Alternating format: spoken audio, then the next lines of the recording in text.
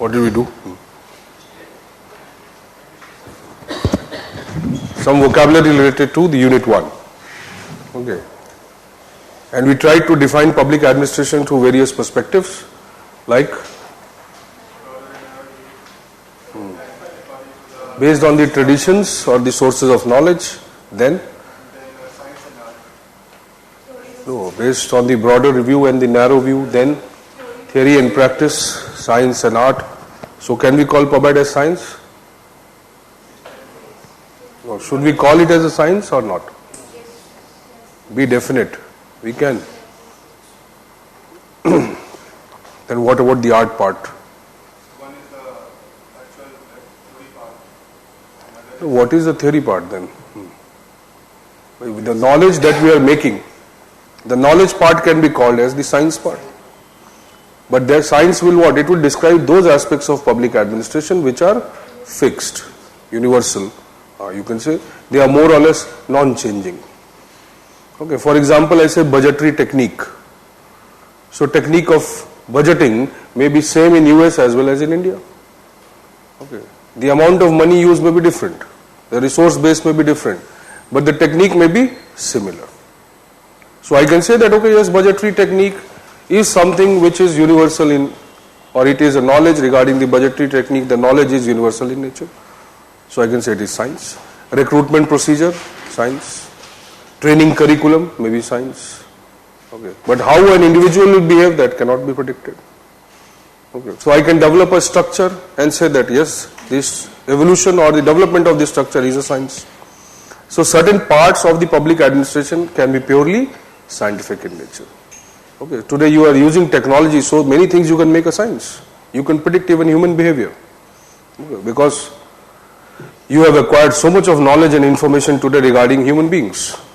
You might predict their behavior also. Okay. So we are not saying that it is completely science, but yes, okay, any discipline wants to move towards the science. That was the logic of positivism. The word we use, positivism. What is positivism? ये दुखी क्यों हो PubEd पढ़ के भैया? थोड़ा खुश रहो. हाँ. Be sincere, don't be serious. There's a big difference. Okay. Positivism was the influence on the traditional theory building in public administration. Okay. People who are obsessed with developing knowledge based on fact. So positivism says that what is a fact? Fact is something which is subject to sensory perception. What can be visible, what can be felt, what can be touched, that is a science. So whatever knowledge we acquire through this is actually the knowledge, and the rest of is not the knowledge. So their influence is dominant in the early theoretical development in public administration. Throughout, in fact, not only in the early development, even today. Anybody who wants to study, you want to study public administration obviously through a positivist perspective. You want, okay, I must get this content, I must know the pros and cons, I must be able to use it, I should also know how to use it. So the teacher should tell me that also, and in the end I should just go and replicate it in the exam. Fine, I will qualify. So everybody wants to go for that science. So pursuit of science is not something, okay, derogatory. Everybody, every science, but why? Because this is a social science, this is not a natural science. So we used one statement, all knowledge is provisional and purely provisional. What does it indicate?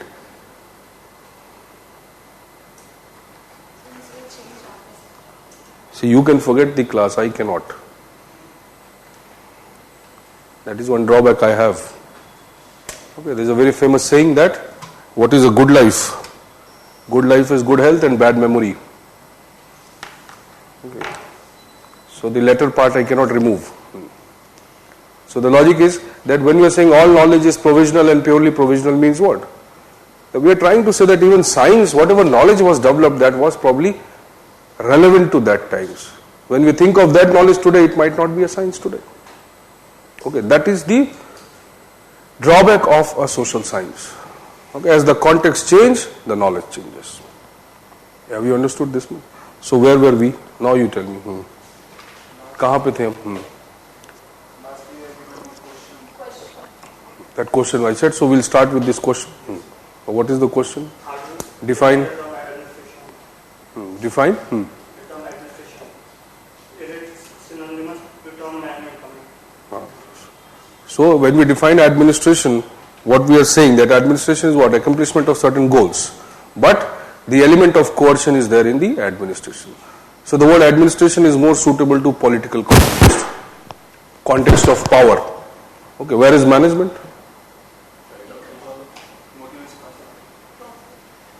Management is more about utilization of resource. The peon or the receptionist outside can be a good manager, but cannot be administrator. Why? Because that authority is not available to her. So there has to be an inherent authority in someone to administer. Okay. So management is essentially what? Utilization of resource, cost optimization, profit, efficiency, whatever. Okay. So the management term, because it is coming from the economic context. Okay. It is not that we don't use it in the government. We use it. Okay. Public sector undertakings require more management than administration. Why? Because PSUs have to commercially benefit the country. Whereas the bureaucracy, the district collector, he has to do more of administration than management. Because he has to deliver certain things which are intangible in nature. Social justice, public interest, and something, what are intangibles? So management, you can understand, more related to the tangible outcomes or tangible outputs. Administration more related to intangible outcomes. Fine. So we had discussed the perspectives on PubAd. Like, तुम लोग भी बोलो भाई कुछ ऐसा क्या है? कोई जेंडर डिस्पैरिटी नहीं है इधर. Theory and practice, broader view, narrow view. What is left then? Well, something is left, no? That we have done. So what is left? Nothing is left out of those perspectives. Okay, so let us move forward. Okay. Now, there are other perspectives also. Okay, if we treat Unit 1, so in the Unit 1 you will find the vocabulary, okay, highly complicated. The first unit is very complicated, no doubt. Okay, in fact it is the entire public administration. Okay. So we talked about public administration, various perspectives. Now there are some more perspectives. Okay, you add it wherever you are writing. Okay. What are some new perspectives? Okay. One thing that we have to still do, if you don't remember, you have not read your text, I think. Okay, PubAd as function, PubAd as organization, PubAd as behavior. You have not read it, your textbook. You read it? Yes. Okay, so let us come. Now public administration, let us continue. As an organization. Okay, this is also a perspective or way of defining public administration. Okay, इसका मतलब revise नहीं किया. Okay, so this part is left, no? That is what we wrote yesterday. Okay, somewhere here. So public administration as an organization. Now this is the most important perspective. PubAd is organization. Now what do we view? So we can define public administration also as an organization. Okay, which is distinct from the other forms of organization like family. Family is also kind of organization. Society is also kind of organization. Market, economic system is also kind of anything which has some cause and effect relationship. That is an organization. Okay, where we arrange things in an order, permanent, that is an organization. The definition of environment.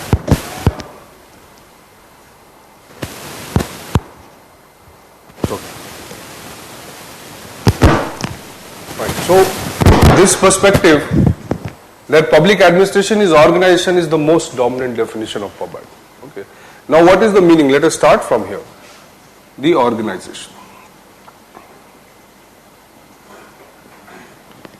What is an organization?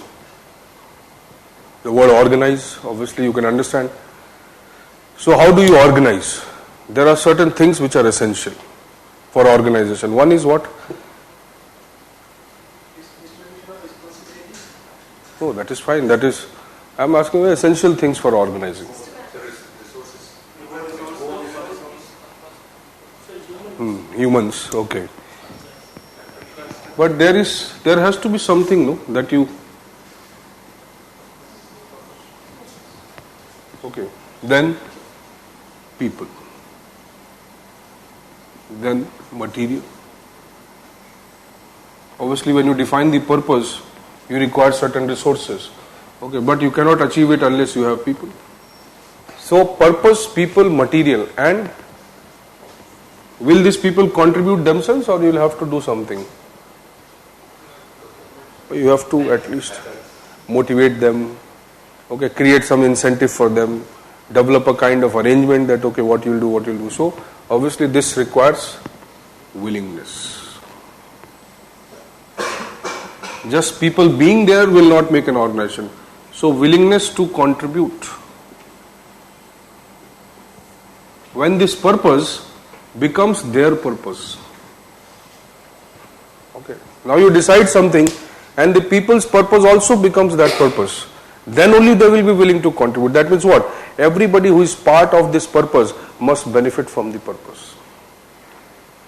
Without any inherent benefit, nobody is going to contribute. It is impossible. So what is organization? Organization is the arrangement of people, material, towards a common purpose. And obviously, the willingness is implicit in that. Okay. So there are various theorists who have tried to view this. That, okay, what is an organization? How to create an organization?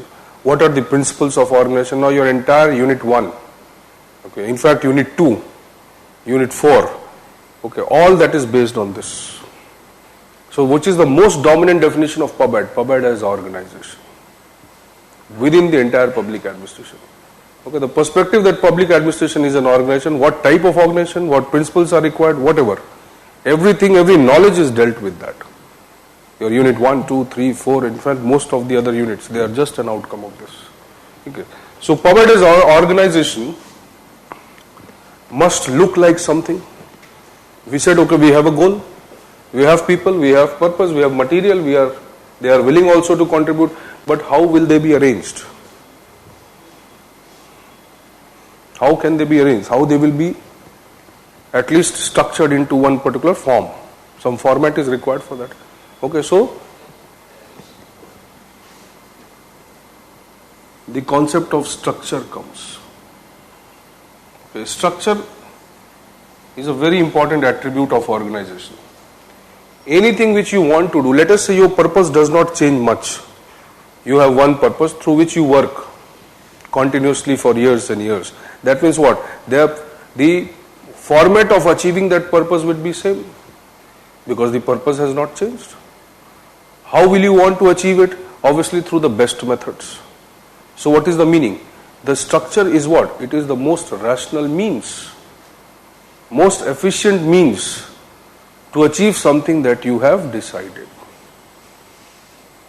So it is through the arrangement of all the things in the most or in the perfect way that you want to achieve it. Right? Nobody wants to achieve it in an imperfect way. You don't want to waste your resources. So what will you do? You will try to utilize the resources in the best possible manner.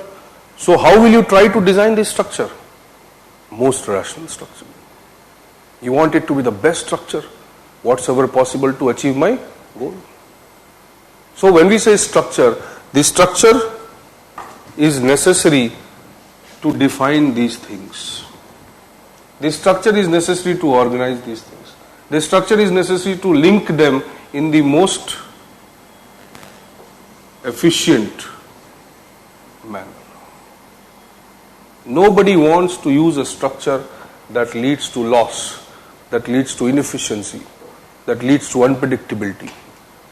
So now you see, when all the people who are studying public administration and they considered PubAd as organization, okay, and they assume that okay, it is the structure which will lead to the best benefit, all became obsessed with the structure of the organization. So most of the theorists started making the principles, the knowledge regarding the structure, that okay, what is the best form of the organization, what is the best structure of the organization. Now what is a structure? Now can we define what is a structure? What is a structure? This class has a structure. You can say yes, it has a structure like, Like the roles are that. but there is a physical structure. There is a physical structure and there is a physical structure, which is fine, agreed. Tomorrow, can I change this physical structure? I can. If my purpose is not served, I can change this physical structure. Okay. But the moment I say classroom, it has some other meaning also. It must look like something and it should also do something. The classroom is not a restaurant. Even though they both may have the same structure. Are you getting? Both may physically look like same, but they may not be doing the same purpose. So what? To understand what a structure should be, it is necessary to understand what a function should be. Are you getting this or not? So there may be many type of organization looking familiar but doing different things. Okay. Or I can say, let's say the other way. To do certain things, we need a particular type of structure. We need an organization which should look like something. Let's say for policing function, for army. Okay. I need a specific type of discipline type of system. Okay, but not for running an NGO. Not for doing social work. Not for motivating people. I do not require a very disciplined kind of system. That means what? A structure may lead to some purpose. Or for a purpose, a typical kind of structure may be required. Have you understood this relation? That means to do certain things, I need to have a particular type of structure. Okay. So most of the theories which developed in public administration, they got obsessed with this. That if I say public administration, government system, then what will be that structure? What will be the best form by which the government is going to serve its purpose? Are you understanding this much? Don't get into too much of technicalities, but at least you are understanding that there is need for a structure. Structure is not just the physical appearance. The appearance has nothing to do just with the structure. Structure means what? There is an arrangement. Arrangement of the physical structure, the material, the people, the technology, everything into an order, and this order is fixed. Okay, then only it will be a structure. It should be fixed. So why we'll fix it? Unless we evaluate it that okay, this is the best way to fix it. Okay. So let us say somebody tells me that okay, instead of keeping your duster here, you keep it here. So every day your effort will be reduced. Okay. It will be visible also, easy to find and so many things. Let's say I start keeping it here. Now it becomes a kind of tendency. I keep using it this way only and I keep it this way. Using it this way. Now that also becomes a structure. Are you getting it? One is that this is the structure kept here. The other is the way I keep doing it. That also becomes a pattern. And I say it is better than any other pattern. So it becomes a structure. So structures can have two meanings. Okay. One is your physical structure, which is visible. The other is the analytic structure. The analytic structure, which is not actually visible but which is there. Okay. Okay. Now this will take little time, so don't jump. Okay. What is the physical structure? Let's say this chair. It is visible to you. Okay. And by seeing this, you can say it is a chair.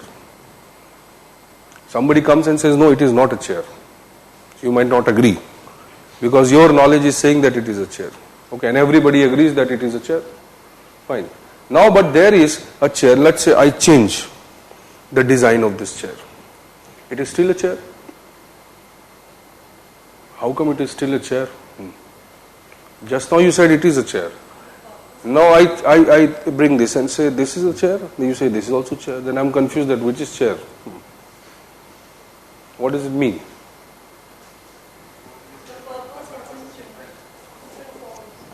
Correct. Purpose is also very important. Okay. But you see, the moment I change this structure, the way of sitting on this chair might change. Are you getting? That means on a particular type of chair, you will sit in a particular type of way. Okay, that becomes what? Analytic structure. It is not visible, but it exists. Same way, let's say I say marriage. Okay. So marriage has a physical structure also. Physical structure means there should be two people. Okay. Then there must be a procedure which should be followed. Okay. There must be something, this ritual, that ritual. Now that is the physical structure. What is the analytic structure? The sanctity behind the marriage. The morality of the marriage. The commitment, the ethical, moral aspects of the marriage. Now that is analytic structure. So the moment you create something, that does not mean that its utility is only related to its structure, physical structure. Its utility also related to how it is connected to us mentally, ideologically, conceptually. So keeping a pen does not mean I am a writer. Are you getting this point? But yes, keeping a pen will definitely convey something to you. Might be a teacher, might be a writer, might be a worker, whatever. But it will have some meaning to you. That means what? That this is a physical structure, but what you interpret out of this is analytic structure. So anything we do, parliament, governments, okay, administration, bureaucracy, anything, okay, it has both the message. One is the physical structure, second is the analytical structure. A good bureaucracy, okay, need not be seen in a structure. A good bureaucracy will be seen in its action. So police as an organization, well defined, everything is fine. But what is the perception of police by the people? Negative. Now that is the analytic structure, that whatever the police does, the public perception regarding the police does not change. Are you getting this point? So the structure or study of structure becomes crucial to the study of organization. Okay. Though it can be both, the physical as well as analytical. So most of the organization or public administration organization definition revolves around the structure of the organization. Okay, but structure is not the only thing which is required. Okay, organization also has function. Function is also equally necessary. Now see, every organization will be created because it has to serve some function. Okay. Let us assume that way, that we acquire a knowledge someday that to do anything, okay, there is a structure which is universal in nature. That means if I have to achieve any purpose, I have developed a structure, okay, and this structure is universal. Whatever you want to do, use it, do it. Just like a knife, you want to kill somebody, kill it. You want to cut the vegetable, you cut it. You want to cut fruits, you want to cut it. But knife should be sharp. So I say, okay, it is the knife and this is the best knife. Now it is your purpose, it is your will what you use the knife for. Are you getting? So the logic is that sometimes different type of functions may be served by one particular structure. Variety of functions can be served by a structure. Only when we find out that, okay, this is the ideal structure. But it is not always true. There are many types of functions which needs to be served by different types of structures. Like for example, if I say parliament, the parliament will be different from the executive. Not only in terms of its work, but also in terms of the structure. Speaker is required there. In executive, no speaker is necessary. Are you getting this point? So it may be possible that there may be a structure, unique structure for unique function, or there may be one structure for variety of functions. Okay. Are you understanding this? Or maybe a particular function can be served by variety of structures. Okay. Can you give examples? Unique structure serving unique function. Police, okay. Parliament makes laws. Now law cannot be made by anybody. Let's say Parliament only makes law. A particular structure performing particular function. Okay. One structure performing many functions.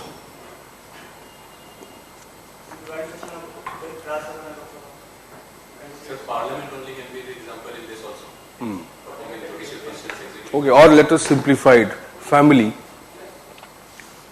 Family is serving so many functions. economic also, physiological, biological also, security also, financial also, many functions. Okay.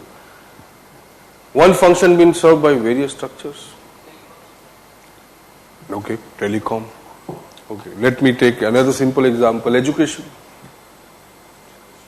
The family provides the primary education, primary socialization given by family. The educational institutions provide the secondary education. So for the same kind of function, we have two different type of structures. Okay. So now, the biggest question in front of the theorist of public administration was that, okay, in which of these following categories should PubAd be fitted? What is public administration? Can there be variety of structures to fulfill the function which is public administration? Or there is a unique kind of structure which will fulfill the function of public administration? So most of the theorists who tried to define PubAd as organization, they tried to find out that what is the best structure, what is the best form of the structure through which the function which is public administration can be served. Are you getting this point? Now that is the perception or the logic of public administration as organization. Okay, you write few things, it's okay. You write, then we'll discuss. Public administration as organization perspective. Right.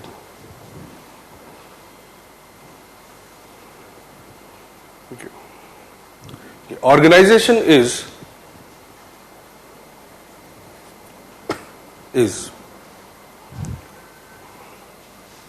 a collaborative effort towards organization is a collaborative effort towards the achievement of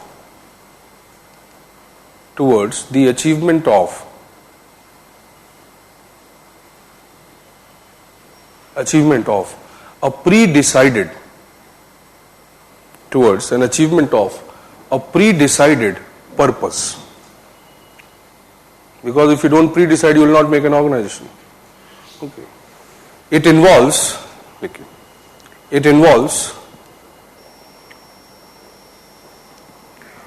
a rational arrangement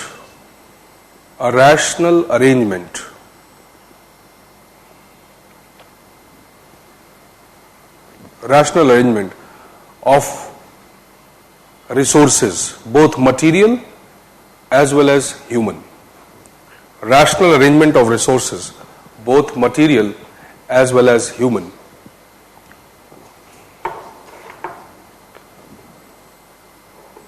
Okay. Next line. Common purpose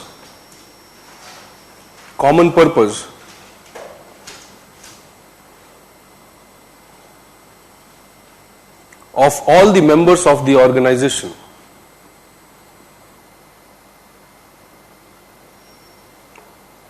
must be supported by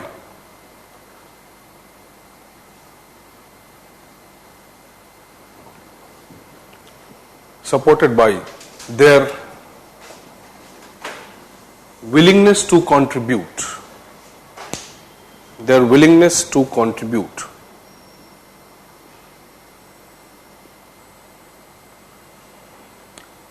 This willingness can be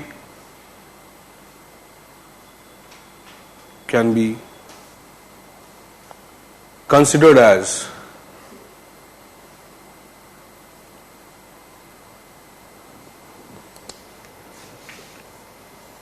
as a voluntary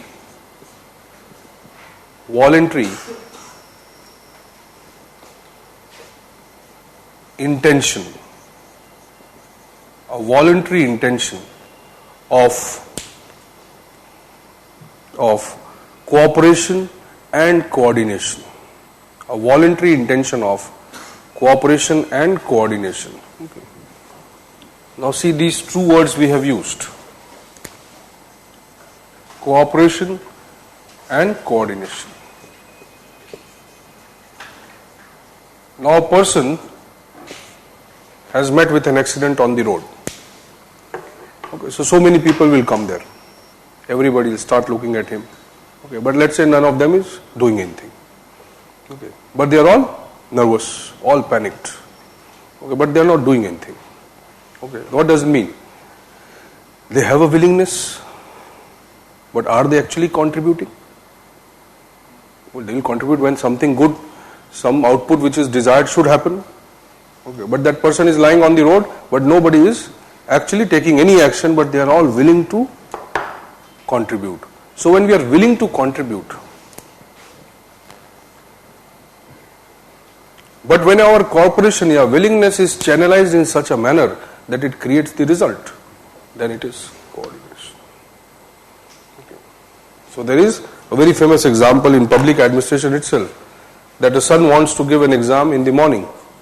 Okay, and he tells his mother that, okay, I have an exam at 8 o'clock, you kindly wake me up at 7 o'clock. So mother goes and sees the time, goes and changes the time in the wall clock.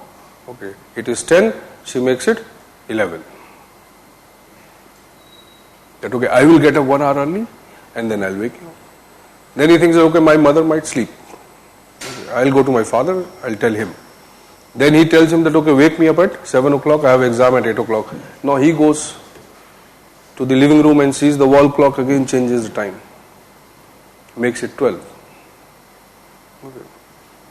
Again he goes back and tells his sister, he thinks that, okay, both of them might sleep. Let me tell my sister. Same thing he tells her. She goes, changes the time to 1 o'clock. Ultimately, when will he get up? She said question.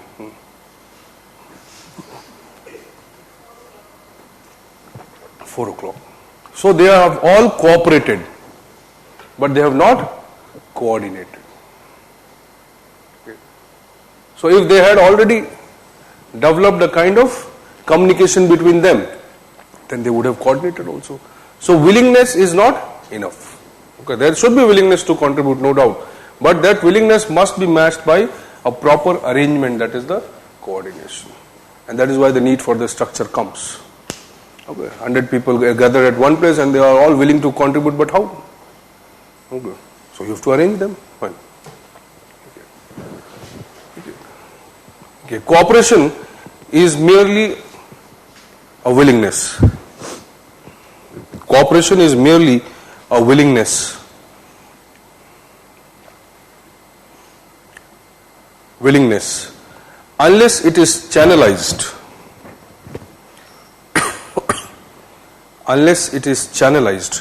through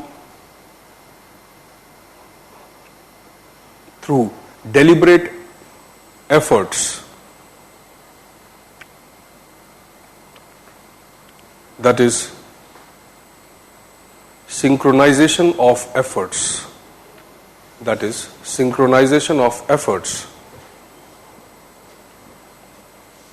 it cannot be translated into the purpose. It cannot be translated into the purpose.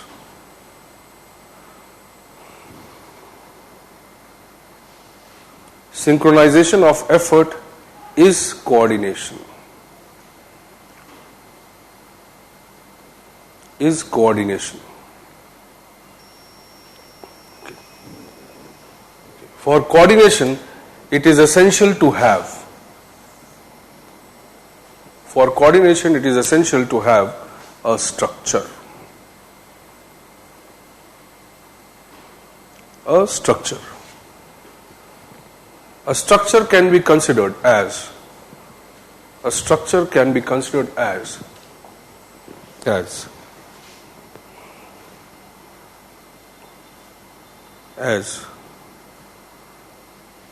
the most efficient manner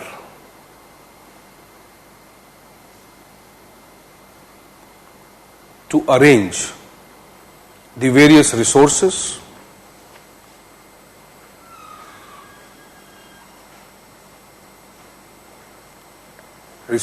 and develop rules and regulations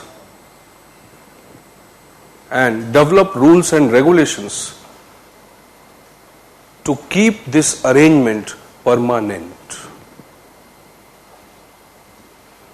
Develop rules and regulations to keep this arrangement permanent.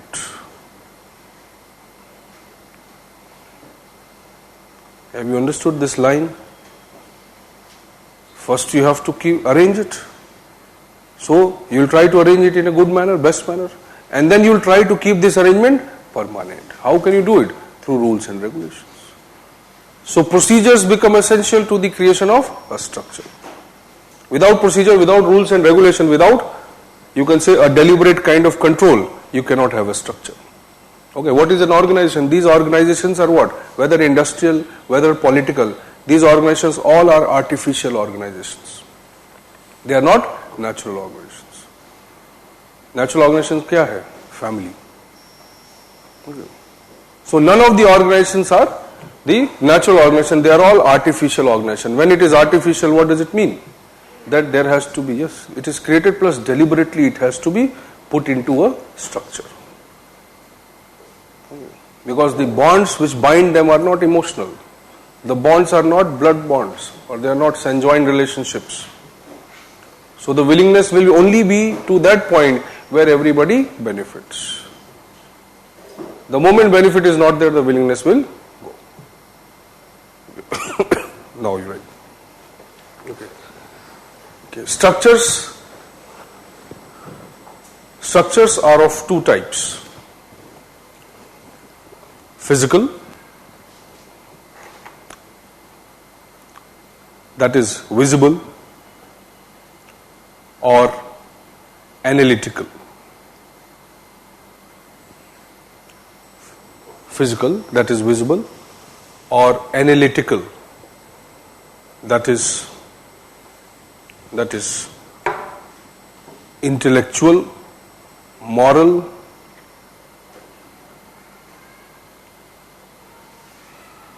or ethical.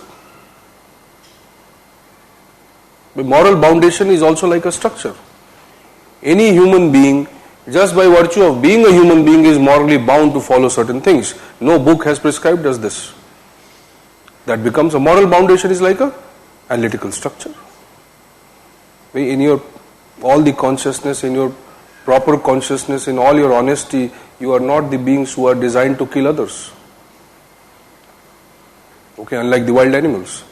So if you are doing it, obviously you are going against your moral and ethical precepts. That means your analytical structure is being violated when you are killing somebody. It's not the violation of physical structure. Nobody may stop you. Okay. But analytical structure will stop you, but once you break it, okay, you become morally apathetic and you act. Okay, so there are a number of moral structures which exist in a society. Religion. So religion has certain physical aspects. Okay, like you have a god to be worshipped, you have a temple to visit, you have certain rituals to follow. But visiting a temple itself voluntarily is what? A kind of moral obligation, let us say. So that moral obligation is the analytical structure. Okay. Have you understood this or not? Fine. Now you write. Okay. Okay. The physical structure is mostly related to the form.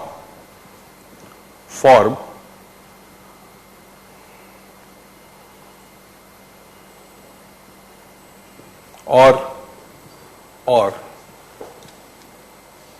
the physiology.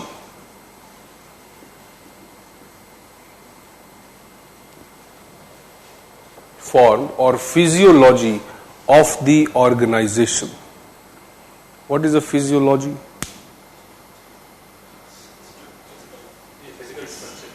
Physical structure. Anybody is doctor? Anybody is a doctor here? A medical background? Anatomy?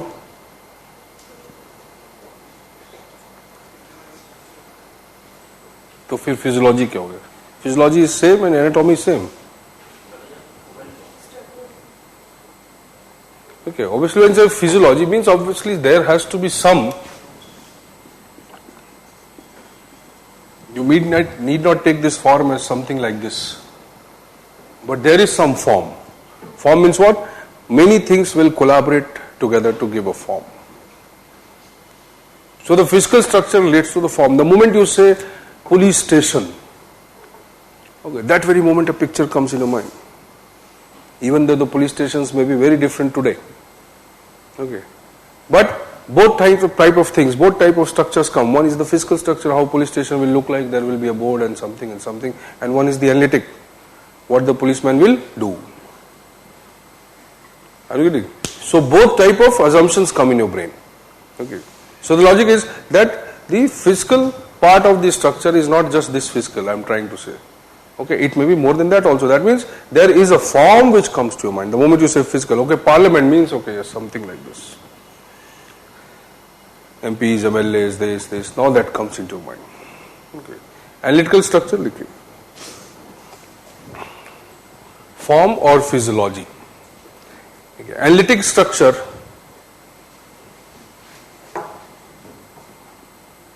may be abstract,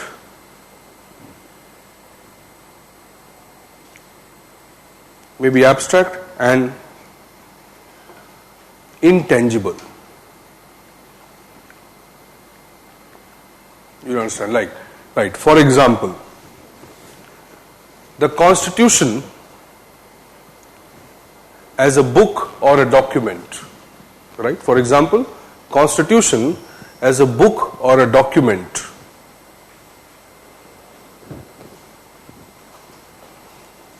As a book or a document is a physical structure.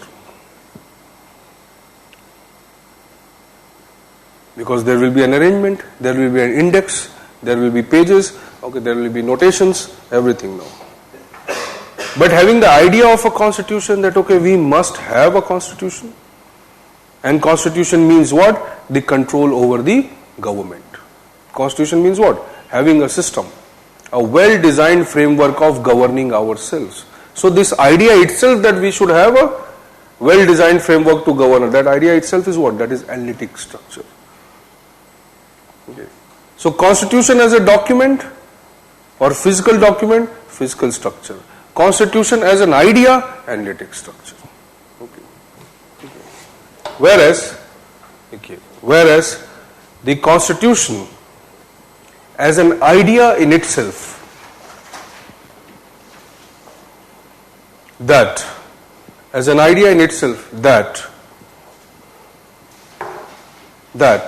we must be governed by. We must be governed by a framework.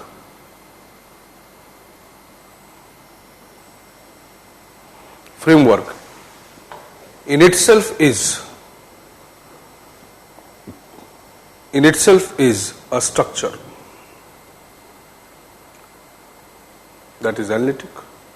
So constitution is a document, physical, what we see. Constitution as an idea, analytic structure.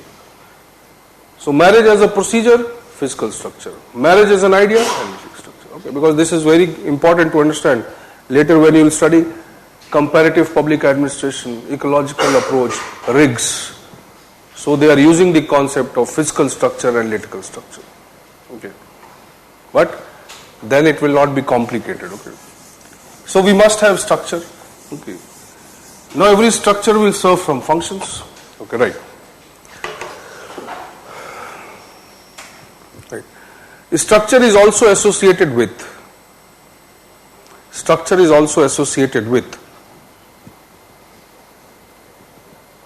the function.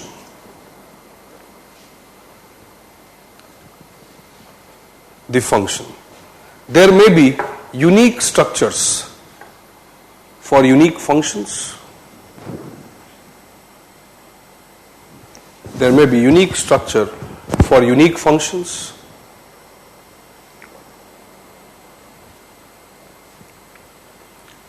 Or single structure for many functions.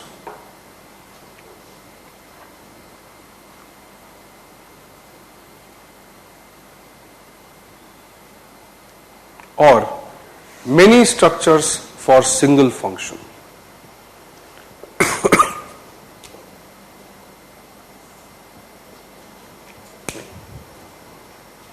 Public administration. Public administration as a function means that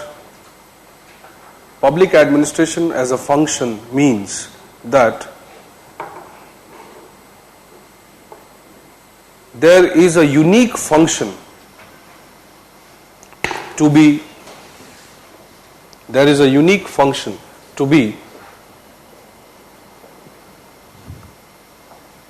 provided by, there is a unique function to be provided by this structure which cannot be provided by the others. Provided by this structure, unique function to be provided by this structure which cannot be provided by the others. So now say I am saying PubEd as structure. What do I mean? That okay, public administration as an organization, as a system looks unique. It is unique with respect to others. Public administration as a function means what? Public administration providing certain functions which are unique, specific to public administration. Okay. Public administration as a behavior. The behavior of a bureaucrat is not similar to the behavior of a bank manager. You understand? Are you getting this point? You as an individual today and you as a bureaucrat tomorrow. So can I classify that bureaucrats have a general kind of behavior which is peculiar only to the bureaucrats and may not be seen in others? An athlete, a footballer, social activist, okay, somebody else, a Bollywood actor, they may have a typical type of behavior. Is it or not? So you can distinguish if all of them are standing or sitting together somewhere. Just by their some peculiar habits or behaviors, you can understand, okay, this person would be this and this person would be this. Are you getting this point? So when I say PubEd as behavior, that means what? That peculiar or typical to the public administration are certain behaviors which are not visible somewhere else. And why it is so? If you have understood, then it is a very complicated part. You have done an extraordinary work. Sir, because they have duties which are not there in the other fields. Okay. In the first lecture I said that if we develop a kind of structure, we might also have a typical kind of behavior. The way I design an organization, if I design this organization very rigidly and I tell that peon that okay, every 5 minutes come here. Okay, even if I don't need you, every 5 minutes you have to come.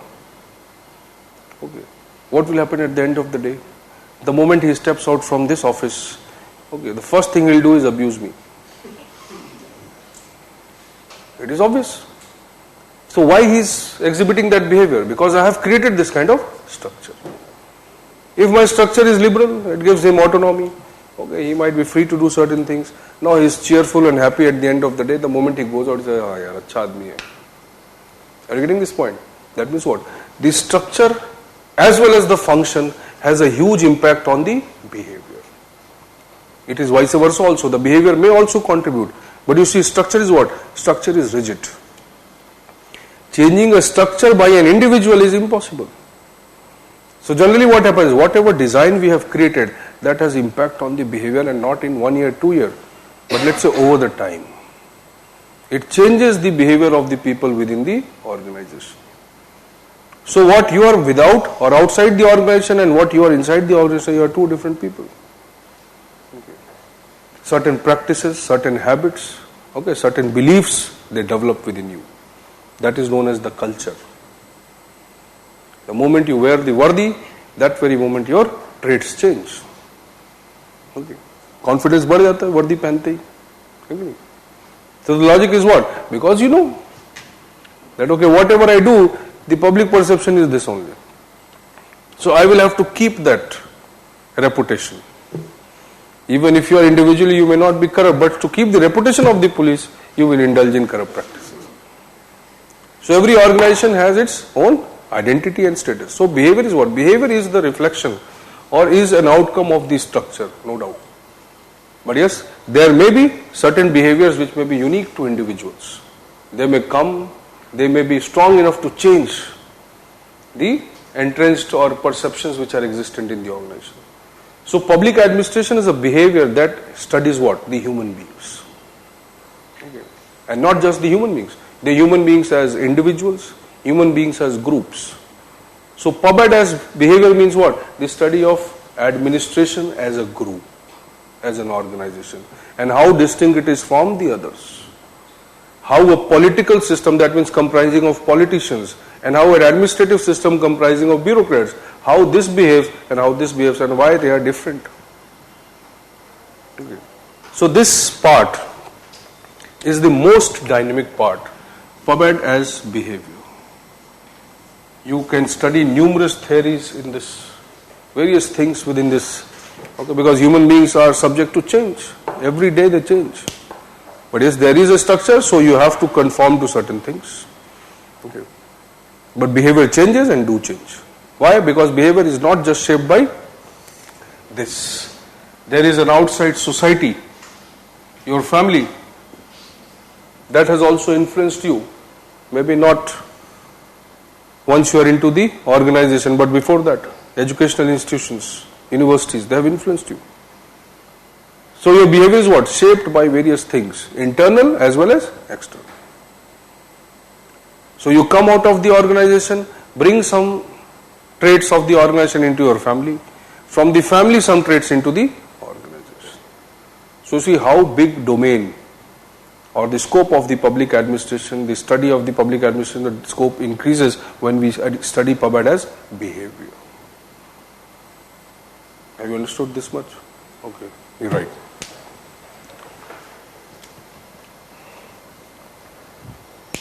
Okay. What are the typical functions of public administration? Just now you said public administration performs some unique functions. So it must also look like something unique. What does it do? Doing most of the government functions, like what? Right.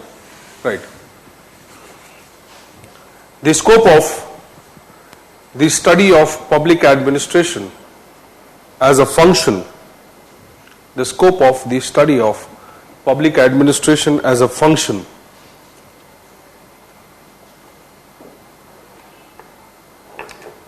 includes the domain of government activities, includes the domain of government activities. Sorry. Whatever the government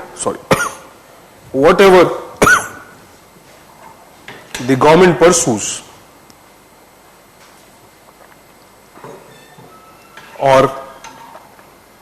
or decides as its objective, whatever the government pursues or decides as its objective becomes the duty of the administration.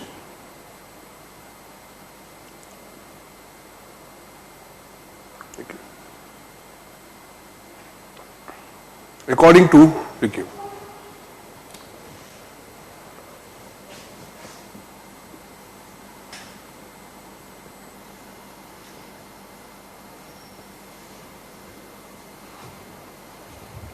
to G.C. Kayden or Gerald C. Kayden,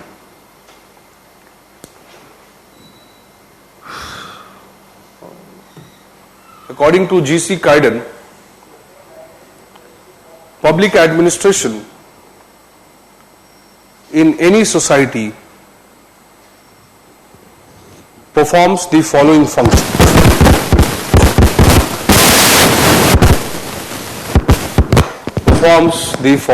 functions. Number one, welfare activities like social development,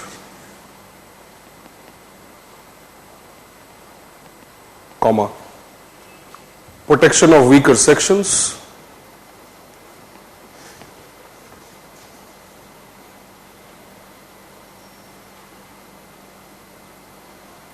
inclusion of vulnerables and minorities, Okay. Second point, authoritative activities like, first is the welfare, the second is the authoritative activities like enforcement of law and order,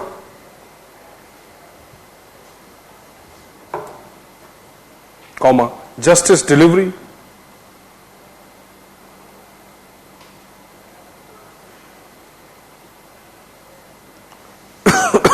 just enforcement of law and order, justice delivery, comma, maintenance of public property,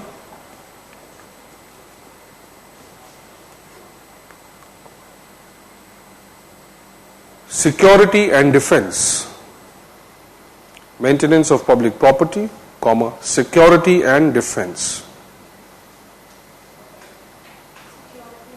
defense.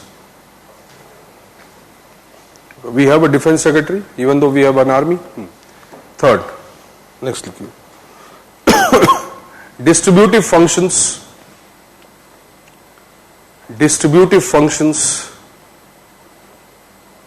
like, what are distributive functions? PDS, okay. Land reform नहीं है distributive, taxation distributive नहीं है. Distributive functions like, right, land reforms, comma,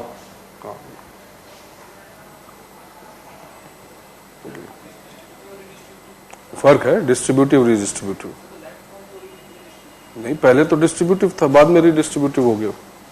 जब बहुत सारे लोगों ने acquire कर लिया तो रिडिस्ट्रीब्यूटिव हो गया. ठीक है, बट टेक्निकली है तो distribution. No, redistribution is what? When you take from your own people and redistribute it. ठीक है, but technically तो distributive ही है ना. अब उसको redistribution बोलो, that does not change the sense of the function. Okay. So taxation is what? Taxation is also like distribution. Okay, but you are saying you are taking from the rich and giving to the poor, redistribution.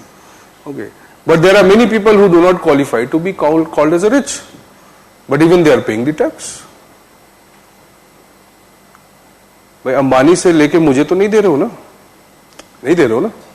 Okay, but you can say that yes, we are making a road and infrastructure, so obviously you are also benefiting, but Ambani is also benefiting.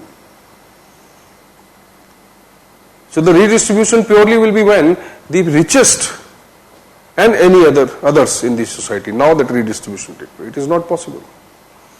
तो वो distribution ही है, various levels. ठीक है. Okay, land reform, comma, taxation,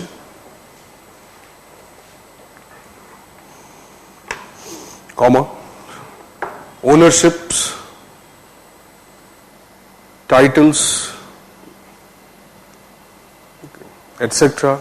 Ownerships, title, इधर से उधर, etc. As well as, लिखिए, etc. As well as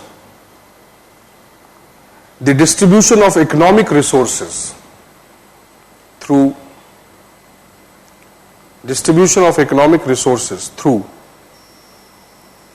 how economic resources are distributed? Okay, or through public sector undertakings, PSUs. Through public sector undertakings, PSUs, etc. So PSUs are basically the means of economic distribution. What you are doing? Exploiting the resource, and through the PSUs you are creating the products or services in such a manner that the poorest of the poor can access it. So having economic functions, but the economic functions of the state are not comparable to the private sector. Okay, they are unique. Public sector economic function. That means what? The resources the government is investing is for including the people, the poor, not for earning the profit. So even if you say it is economic function, it is purely not an economic function. It is only a distributive function. Okay, whatever government does, even if it makes a dam, so the construction of dam is also a kind of distributive function. The moment that resource is exploited, another resource is created. So there is a cost benefit analysis done. That if if we eliminate this much of jungle and we create this dam, so what is the economic cost? Okay, this is the economic cost. But what is the social cost? Many times benefit. Oh, so we are ready to incur this economic cost because we are going to get that much of social cost. So there will be no difference between the welfare activities and distributive? No, welfare will be, distributive will be somewhere, it will recognize that, okay, there are various type of disparities. Welfare is mostly considering only the vulnerables. But distributive will include vulnerables as well as not so vulnerables and so many other categories. Okay, that means I said there may be a rich, there may be a middle class, and there may be a poor class. So redistributive or distributive does not mean only giving it to the poor. Okay, it must be equitably distributed within the society. Ownership titles, like these are legal functions performed by the administration. Okay. Generation to generation you have a property. Okay. You claim that, okay, I am the owner of this property. Okay. Now let us say most of the people lost their land. Why? Because they did not have the title.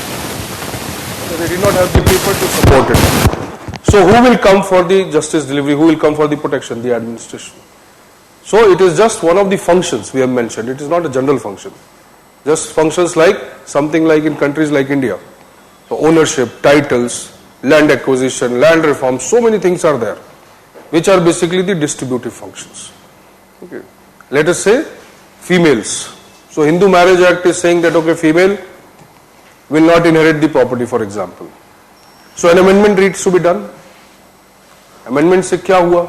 Females included in the property. Now what happened? What is the consequence of this? By ownership divide हुआ, उससे justice हुआ कि नहीं हुआ? So various type of function, not necessarily. Don't generalize it. So Kaiden is saying that, okay, there are welfare activities, authoritative activities, distributive activities. Okay, so regulatory activities which the administration is playing in number of countries. So in generally in every society we talk about public administration, more or less these functions will be present. Okay. But these functions are not permanent. The administrative functions will change, okay, over the time. But you say traditional governments, most of them are engaged in welfare. So we have used the term welfare. Okay. Welfare state. So we are a welfare state. We say India is a welfare state, and most of the welfare states will do these functions. Okay, what is a welfare state? Like we have a democratic state, so we are a democratic welfare state. Government working for development. No, democratic state exhibits what the kind of political system. Welfare states, the function of that political system. So we are welfare or democratic welfare state. So politically we are democratic, functionally we are welfarist. Okay. Now obviously we cannot say an autocratic welfare state, because the structure will also have a particular influence. Monarchical welfare, yes, we can say, but it will be benevolent monarchy. So welfare is what kind of function? Welfare state comes with the comparison of a police state. People say, okay, police state. Okay, but none of the states can be completely police state unless it is anarchic. Unless you say there are despotic rulers whose only purpose is exploitation. Okay, unless that we cannot have a police state. Police state is what? Which is acquiring, spending all the resources, most of the resources on acquiring arms, maintaining a military, engaging into wars, controlling, pacifying the citizens or subjects through excessive control, regressive laws, and something. That is a police state. So its primary function is to maintain an army, and that too, the army will control its own people, perpetually in conflict with their own people. That is a police state. Okay. So from where they are getting the revenue? The police state. Pakistan is a poor welfare. Pakistan is not a police state. Right? Theoretically, it is Islamic democracy. North Korea, we are saying it is a police state. But its exploitation may be there. Junta. Myanmar? No, police state, see, none of the countries can conform today to this definition. Okay, yes, but police states existed. Police state, we can assume that way the dominant function is not development. The dominant function is exploitation, control. So any state, if its purpose becomes the control of the revolts, the control of the citizens, then it will be called as police state. So primary revenue will come from where? Either looting the subjects, imposing high taxes, regressive tax structure, okay, annexing the territories, fighting wars. That may be the only way of creating the revenue. You can say it was like a police state. Okay, so they exploited all the resources, obviously made us poor. You can say they are police state. So the transition from the police state to the welfare state. Okay, so we say most of the modern states are welfare states. No more colonization, no more arms race, no more running only after arms. The citizens are demanding variety of services. So every state somewhere has to serve certain developmental functions, that is the welfare state. So welfare state, okay, involves the primary task as development and inclusion. Health, education, transport, whatever, employment generation, whatever the purpose is, that okay, they want to improve the lives of the people. Inclusion is, yes, the state is ready to incur expenditure for including those sections of society which are not in the mainstream. And in fact, there may be a huge population of the people not in the mainstream. So welfare states emerge. Now most of the welfare states, okay, today are democracies. That is also a coincidence. We may not say that it is synonymous to a democracy, but most of the welfare states are also democratic in nature. So in public administration, under a welfare state, the public administration is different from the administration under police state. The system may be same, but what is changed? The behavior is changed. The function is changed. The structure may be same. So the kind of system probably the British India had, structurally the procedure, rule, regulation, everything probably exists here also. But there is something which is different. What is that? The behavior of the people and the function which it has to perform. So as the nature of the state changes, the function and the behavior of the administration changes, not necessarily the structure. We can bring reforms, no doubt. It is now up to us. But it is not necessary to change the structure. We have to change the functions as well as the behavior, the way they think now. So earlier their assumption was that they are the sarkars, they are the maibap of the society. Okay. Now their assumption, now that at least they have changed, oriented themselves that to say that okay, we are public servants now, we are providing services. Why that particular type of behavior? Because the government or the political system was like that. Okay. So welfare states have increased the scope of public administration or functions of the public administration. Okay. Today from the welfare we are moving again towards more of workfare or an empowerment approach. Okay. We are moving towards this. Okay.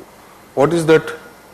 This was obviously not, this was averse to development, this requires development. What is that? That requires to make people more independent. Okay, it wants to make people independent rather than dependent. So in the welfare states what happens? Because the government assumes that yes, there are people or most of the people are outside the purview of the benefits, so they must be brought within the benefits. So state or the government starts incurring huge expenditure. Okay. Now imagine that 80% of the people are poor, then who will pay the tax? Nobody. The administration is not well developed. The political system is still evolving. The economic resources are not defined. Technology is not there. So from where the government will get the money? It has to earn money. So welfare states what? They generally turned out to be deficit states. Huge burden, huge debt. Okay. The concept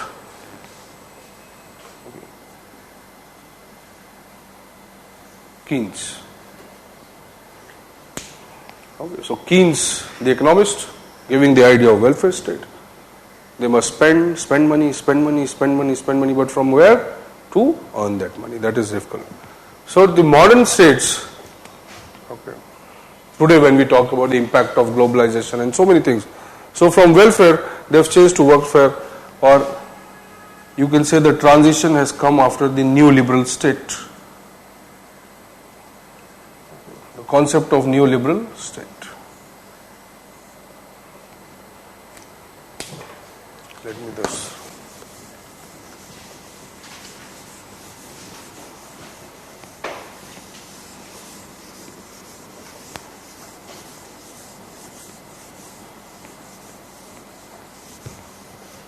So from police to welfare, transition, neoliberal,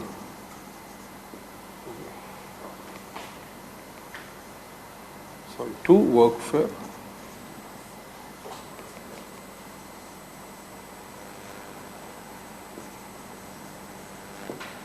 empowerment approach. What is a neoliberal state?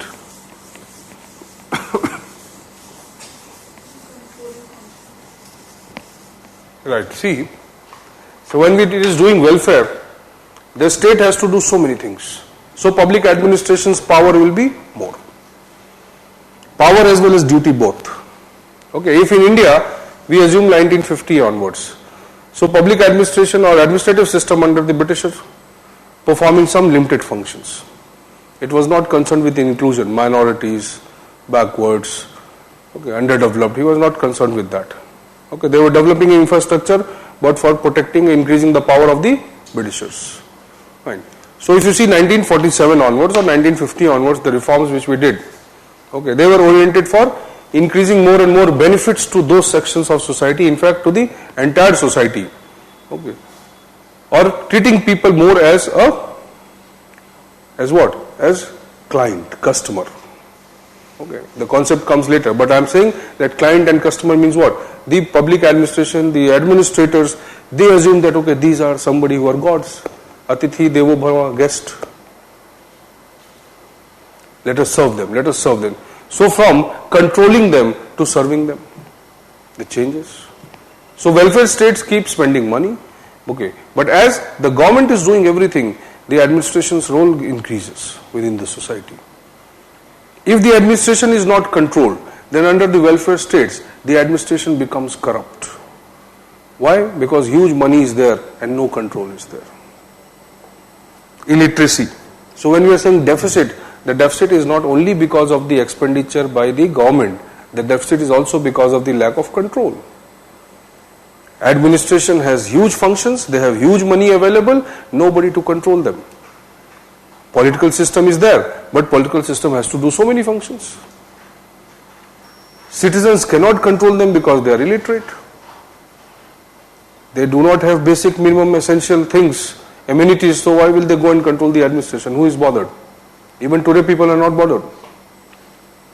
So what happens? In such a welfare state, the bureaucracy or the administration becomes powerful. Not because it is actually powerful, because the other systems are less powerful or they become powerless in the process. You see, you are more dependent on government, what will happen? The government will become powerful. In spite of the best education, still you are looking for the public employment. Still you are dependent on the government for this job. Okay, so it indicates a mentality. And you are very eager to involve 5, 6, 7 years of your life to be there. What does it indicate? कि आप अभी भी mentality dependent है. Okay. But slowly it is changing, no doubt. Okay. Entrepreneurial, whatever that programs are there. Okay, so entrepreneurial spirit is increasing. Now people are going for startups and this and this and this. Yes. Institutions they are developing. So the logic is that in the welfare state, the citizen administration relationship is not one-to-one. It is not at par. The citizen becomes dependent on the administration. So administration monopolizes.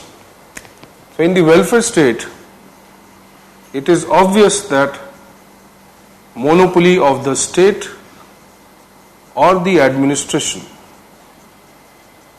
will be there. Good or bad, whatever.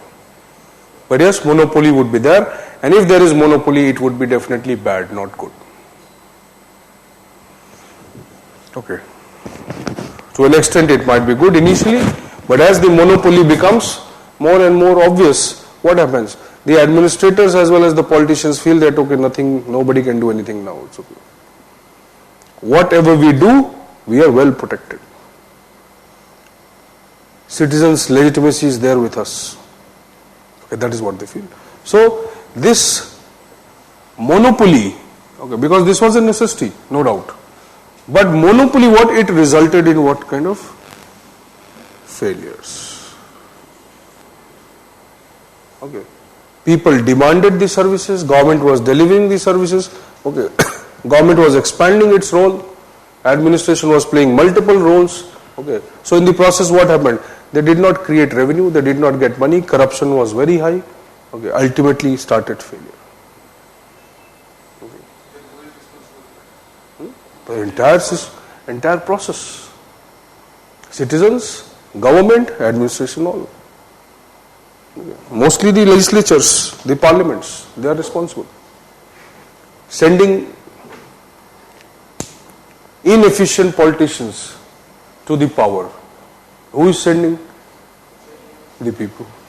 So you can say, if we say, factually we can say it is just legislatures, parliaments, political systems, but in reality it is the citizen. Okay. But we cannot criticize them also, they are not literate enough, they don't have resources. So this results or starts resulting in failure. Okay.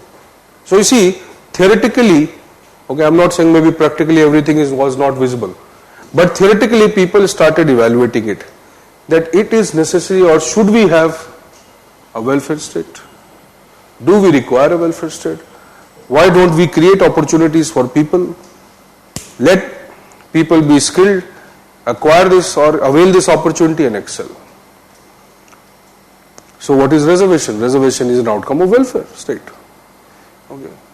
But today you see, we are promoting various other avenues. Okay. Today the concept of Dalit entrepreneurs is coming. Okay. So what we are doing? We are trying to promote, we are trying to create various means, not only the government. Okay. So logically when we are saying that the welfare states became bigger and bigger and bigger, the assumption was that the state or the government has capability to provide these services to the people. But what this was like, the balloon, one day it burst.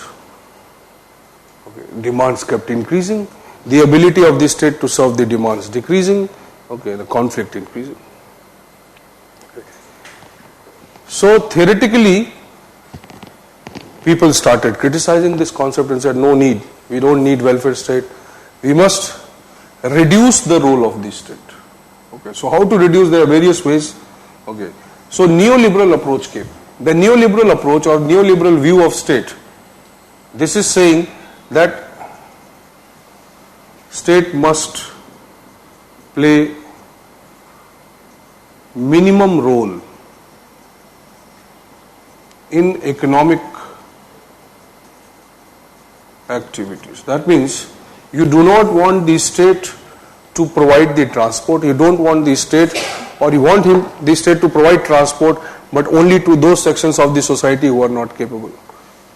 We don't want state to manufacture mobile phones, we don't want state to manufacture certain things, this. What happened? Because of the welfare, the state's role in the economic activities increased. virtually monopolization of all the activities. India is one of the biggest examples. So we can say privatization is a form of transition from welfare to empowerment. We can say that, because we cannot be totally privatized forever. When privatization will take place, it will improve, it will empower individuals. Those individuals will be much more capable of exercising their opportunities, whether it is political as well as economic, both. If you have money in your pocket, you can be a good voter also. Is it or not? If you don't have money in your pocket, then you will get some freebies in the evening, 100 rupees plus a bottle, and morning you will go and say, oh, it's okay. Mera bhai Kejriwal. So it is very easy. Is it or not? So if you are not empowered, or if you are not economically safe, or you are not economically powerful, what will happen? You can be easily manipulated, socially, culturally, as well as politically. So don't assume that way that, okay, privatization will only create some economic benefits. No. Okay, that is the logic. So neoliberal state, okay, this was basically the transition, or it is the transition, I would say. It is not permanent, obviously, because the state will always play a role. So this neoliberal perception, which is the most dominant, globalization, so many things came, and it said that no, reduce the role of the state in the economic activity. So obviously the public administration's functions reduced. Now public administration was more concerned with the welfare, more concerned with the justice, more concerned with law and order, but not with the economic activities. Okay. So privatization increased, or you can say, don't go for that debate, we'll study later in detail. So privatization, because of privatization, the choices. Okay, I'm not saying privatization is the only means, but your choices as individuals, as community opportunities, choices, so many things increase. Even your voice, your opinion. See how opinion is visible. Okay, how can Patanjali become such a big brand? So you don't need to be vocal about that opinion. The moment you stop buying some product, that very moment the opinion or feedback is given. But you have the choice, that is why you can do it. But with the government you cannot do it. You stop using the postal service, but there is no alternative. What to do? Kabutar ko use karoge? So, obviously you will use now, you can use mail today, you can WhatsApp, you can do something. Now you have the option. You said, oh, it's okay. You see the postal service almost defunct. So they had to convert it into payments bank. Okay. Or something else. Okay. So the logic is what? That obviously you must have at least an option. But when the government's dominance is there, option is not there. So workfare state concept comes from here. That American concept, obviously. It said that, okay, we do not want people, okay, to beg. We don't want people to have hands out. We want people to have hands up. Okay. We can. Obama bolta nahi. So logic is the same. That, okay, they said, okay, no, people with racial discrimination, injustice, whatever. They're saying, no, empowerment is the way. It is not the dependent. For how long the state will protect the people? For how long the state will provide this protective cover or subsidy or something. So today we are moving towards this workfare or empowerment. In fact, we have moved. Most of the Western countries are there. We are still in the process. So maybe over the time we can also achieve it. नहीं, ठीक है, undercurrent same है, ठीक है, we'll come to that, not now, ठीक है. Neoliberal को सिर्फ आप ये समझो that okay, yes, this principle means freedom. Okay, we'll just talk about it, don't worry. Let us first come to that. So it is freedom. ठीक है, neoliberal is also a freedom. Okay, neo word means what? Something which is in different context. Okay. So liberalism, when it came, it was the Adam Smith who brought it. Now Adam Smith is not there. neither it is the preliminary stage of industrialization, neither it is a transition from mercantilism to now the capitalism. Okay. So this context has changed. So it becomes now more new.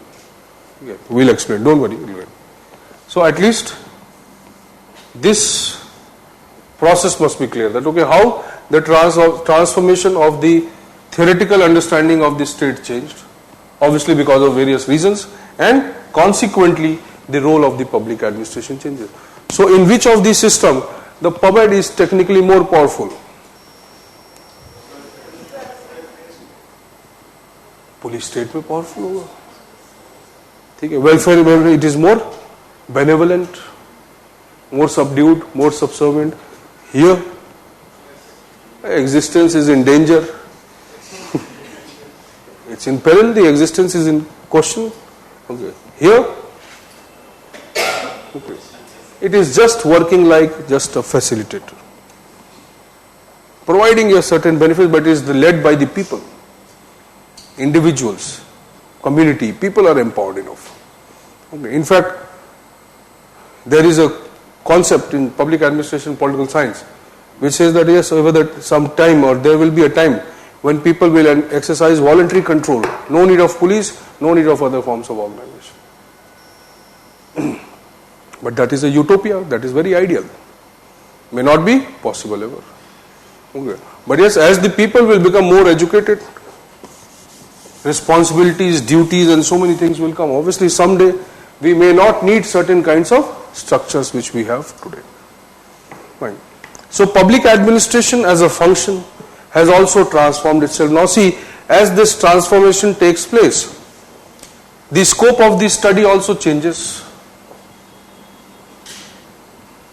So earlier we were supposed to study this much. Then when this changed, now the scope increased to this. So what, academically, the study of public administration as a function also increased in scope of content, concept, academic as well as theoretical understanding of increased. Fine, this much is clear. Aage chalo. So public administration as a function transformed through various phases. Today when we view public administration, it is this, maybe more evolved by the time you write the exam. It may have changed its orientation entirely. Okay.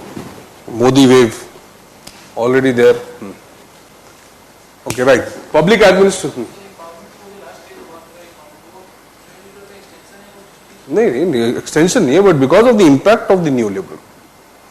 ठीक है, neoliberal सबसे dominant impact है, and that is why we, or somewhere we witness this kind of change.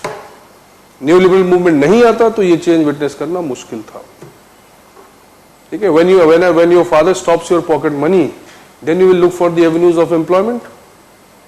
So that time you can prepare also and you will work also.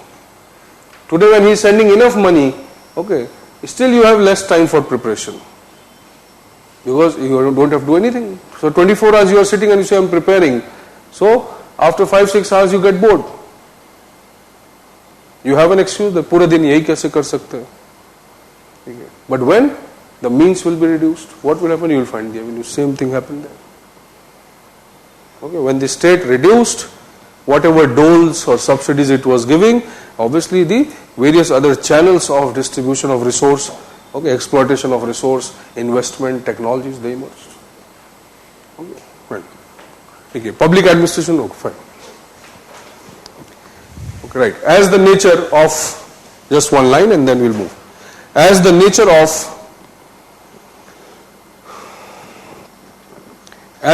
of the state changed from police to welfare,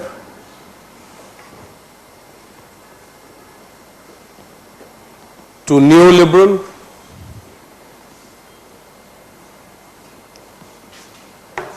to workfare or empowerment,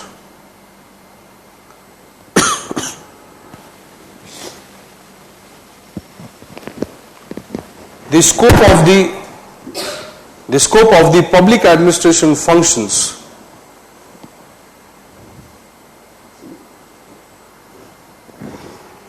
also underwent drastic changes.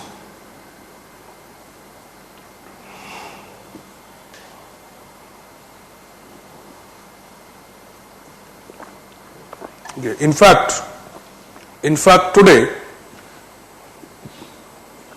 the public administration functions would have reduced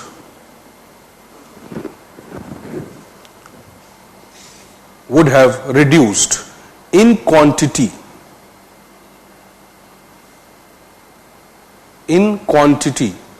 but have increased manifold in terms of quality.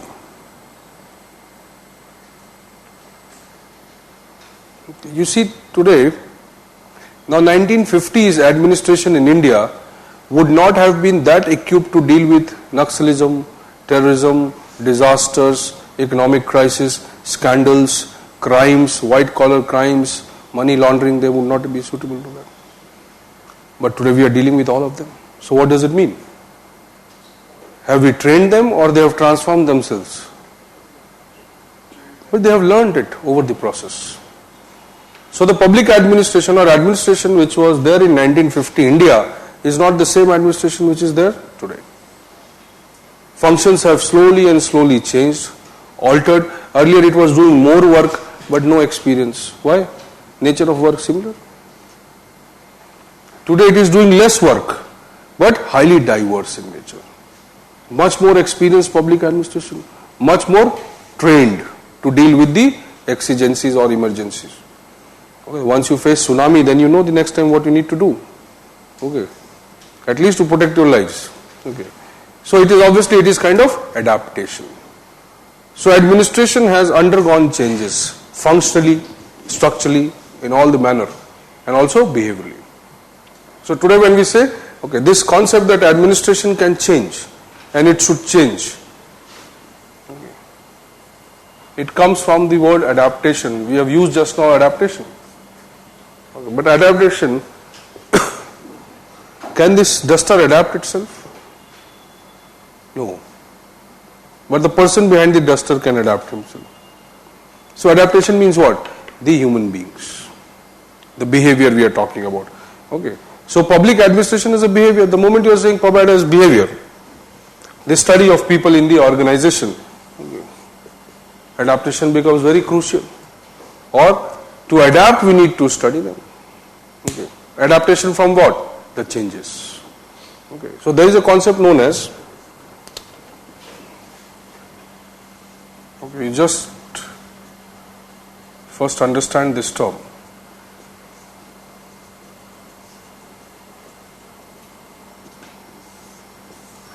Administrative Darwinism. Darwin related to not only survival of the fittest, theory of natural selection, so many things are there.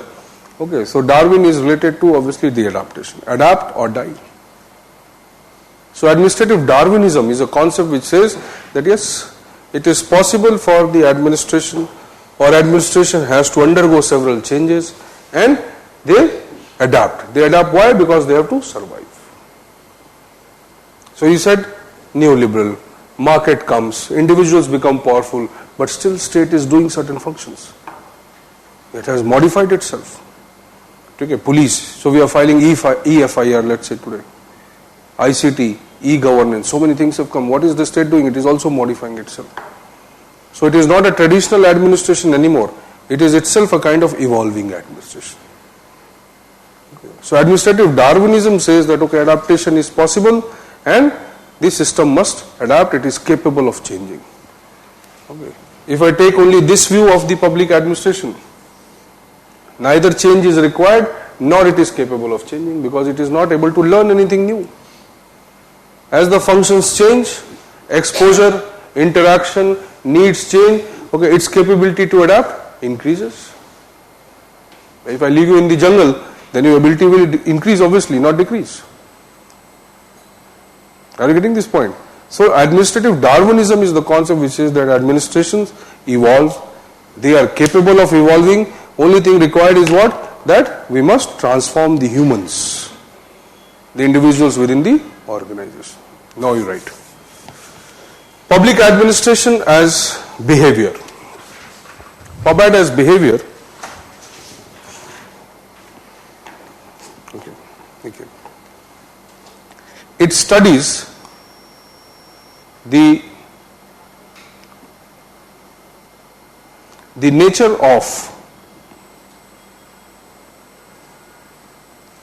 of human beings within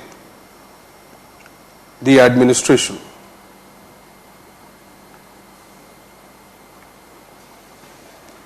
That is the employees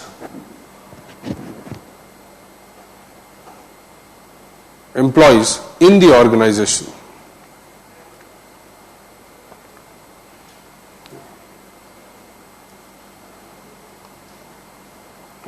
It includes the study of various aspects like 1, 2, 3, 4 you can write. Like attitude,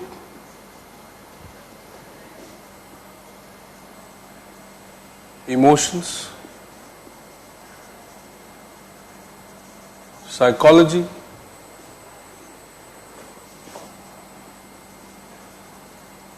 behavior, individually as well as in groups,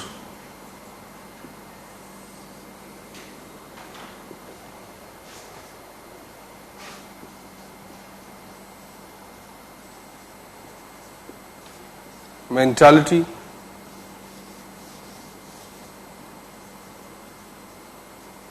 social, cultural,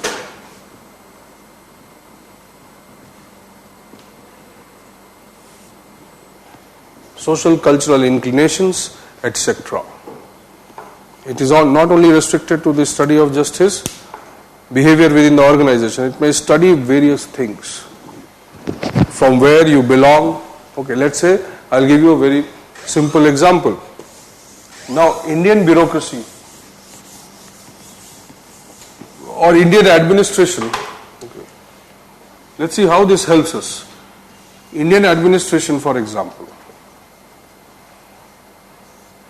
Okay. If you see 1950s, most of the civil servants, public servants were coming from elite backgrounds. Okay. Almost, let's say, 80 to 85%. When the Britishers opened the provincial civil services for the Indians. Okay. In fact, they created them only for the Indians only. Okay. Most of the Britishers came to the covenanted civil services. Covenanted were the higher civil services, what like IAS is today. Non-covenanted services by the Britishers were left for the Indians. Okay. But even then, to compete in those non-covenanted services, you needed to have a very strong academic as well as economic background. Okay. So who will study? Obviously, who would have a disposable income. Otherwise, most of the study was being done abroad. People used to study here, do graduation here, and then go abroad, study law or whatever. Fine. So see, the 1950s or even prior to that, when the Britishers were there, mostly dominated by Britishers. But even when we became independent, only those people could compete or enter into the examination who came from elite backgrounds. Okay. So there was an elite biasness here. Now can I say that the behavior of the Indian administration would have been definitely elitist? Even if it was a well-developed system, based on rules, regulations, everything. But what is the mentality? What is the psychology of the person within the system? Elitist. He will be willing to serve certain people and groups more similar to him than somebody else. Okay. Now this change. Okay. Most of the elites who came to this, okay, they were basically not economic elites only. They were cultural elites also. Okay. Because caste played a big role in making somebody elite. So caste, people in the higher caste, they were basically elites. They got the benefits of most of the resources in the society and they could now compete into this. So they acquired power also. And in the process they acquired money also. Are you understanding this thing? So why it is important to study the pub-address behavior? Because unless I do that, I cannot understand that why was or what was the nature of the administration in 1950s, 60s, 70s, 80s. How it has changed. Or how it can be changed. So I can develop a training curriculum. I would say, okay, these people are elites. They are coming from typical background and that is why they exhibit this kind of behavior. So if I know that, I can change them. If I don't study the behavior, I will never come to know that in spite of the best rules, best regulations, best intention, why we could not achieve the success. Because the system which was created, okay, that was having a particular type of behavior, not willing to contribute. Okay. Also behavior means that human beings, we are studying the human beings. When we study the human beings, we can bring the changes easily. Who can change better, the rules or the humans? Obviously rules. Okay. But what utility rule will have? Maybe for few years. 10 years, 15 years, 20 years, then the rule becomes obsolete. Okay. So I will have to again change the rule. I have to do something again, do something again, do something again. Okay. If I change the human being, if I empower him, I make him capable of changing himself, then I don't need to do anything. So the rule does not make the system equitable or just. It is the human behind the rule who makes the system just. So we have a judicial system, but we don't have justice. Why? So willingness. Why doesn't the judge sit and work for 24 hours and says that unless I complete, dispose, mandatory these many cases, I will not leave. So structure is there, system is there, nobody is willing to contribute. So behavior becomes a big hurdle. You want to implement a reform, you want to implement a change, you want to implement a reservation policy, elites, they don't want to do it. Are you understanding this logic? So behavior or the study of various aspects of the human behavior is also essential to understand how a system works and how it can be improved. Thank you.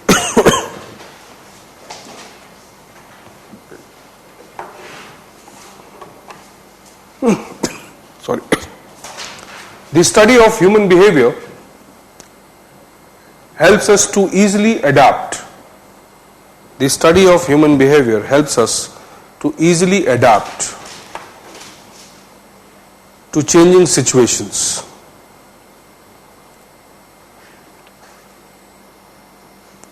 To easily adapt to changing situations. Human resource is like an investment.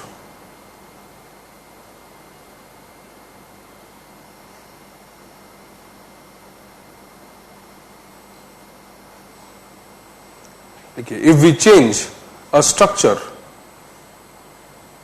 or a procedure, if we change a structure or a procedure, its utility is limited.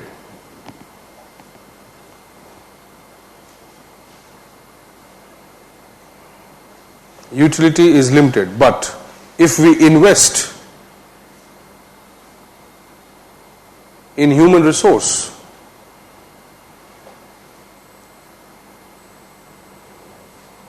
its potential is infinite. Its potential is infinite. The capability to adapt becomes many times.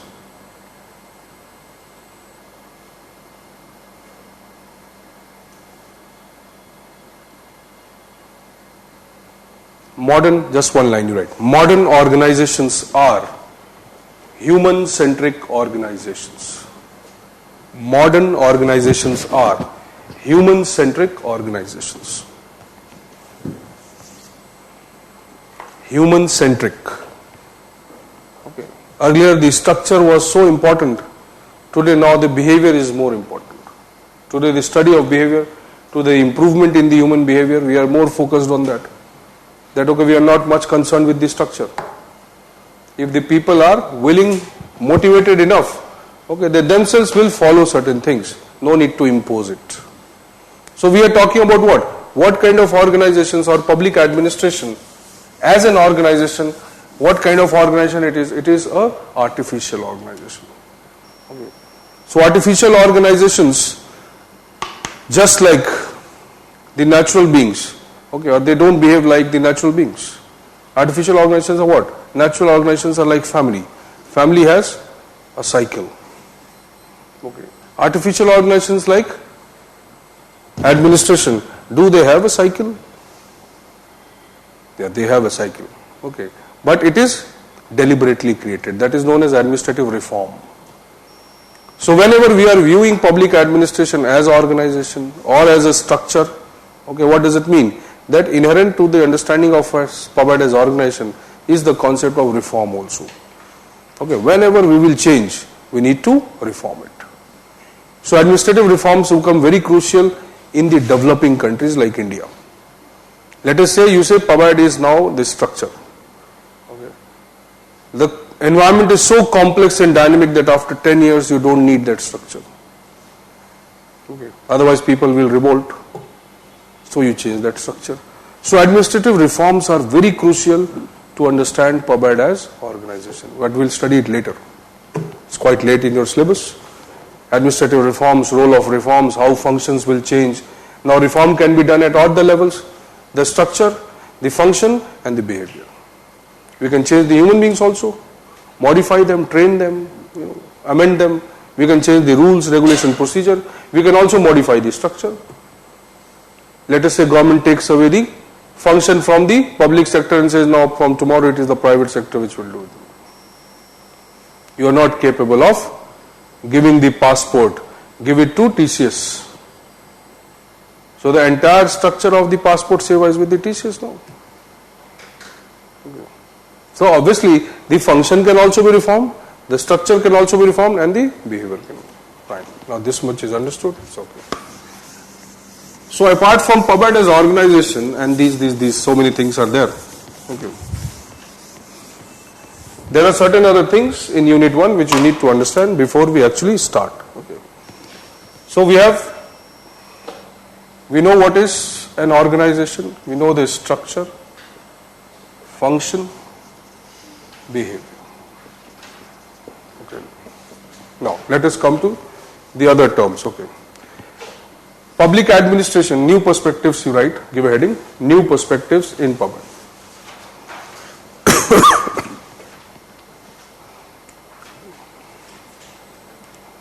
New perspectives in public administration.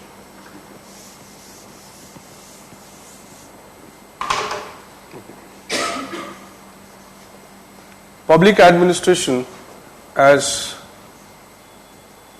an instrument, public administration as an agency,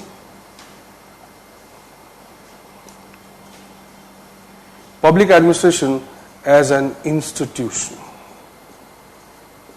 Now this is also a way of viewing the public administration. So in Unit 1 when you study the state versus market debate and so many things, so these logic come there. Okay, now what is this logic? PubAD as an instrument. Okay.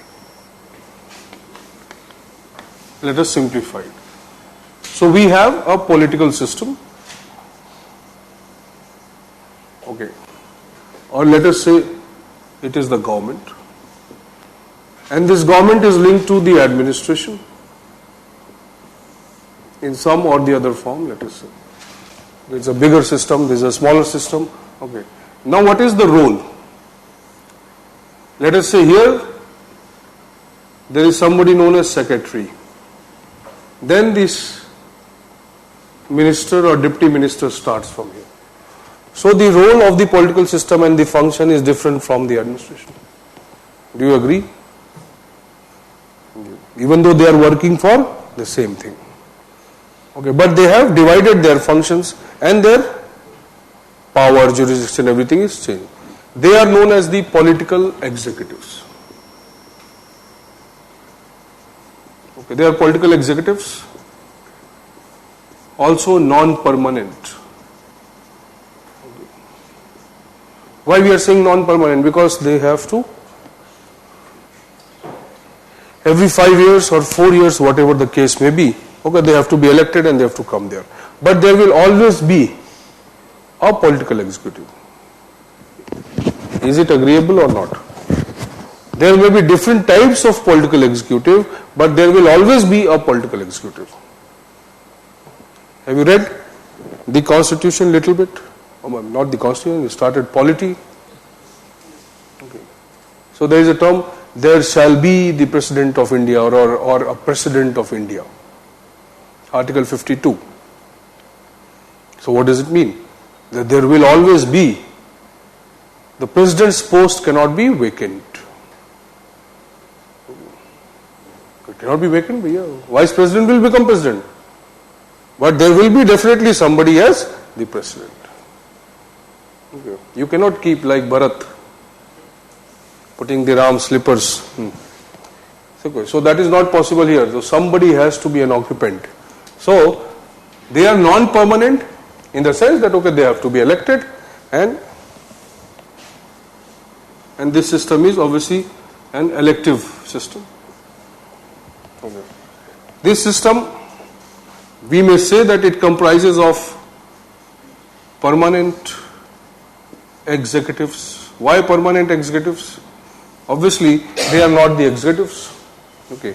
But because whether they are or they are not there, Prime Minister is there or he is not there, they are the ones who will carry on the functions. Okay.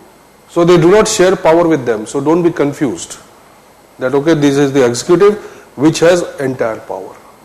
These are the executives only because they are implementing on their behalf. So even if they are not there, for 35 years, the bureaucracy would be there. Okay, so when you enter the system, you are secured for let's say 30-35 years unless you do something, obviously which the political system does not like.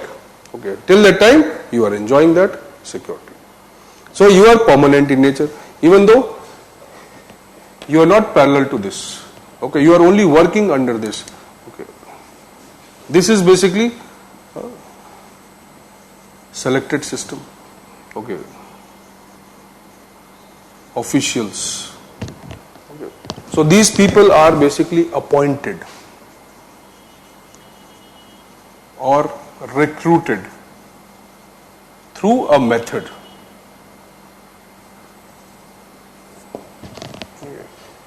Now this perspective provided as instrument is saying what?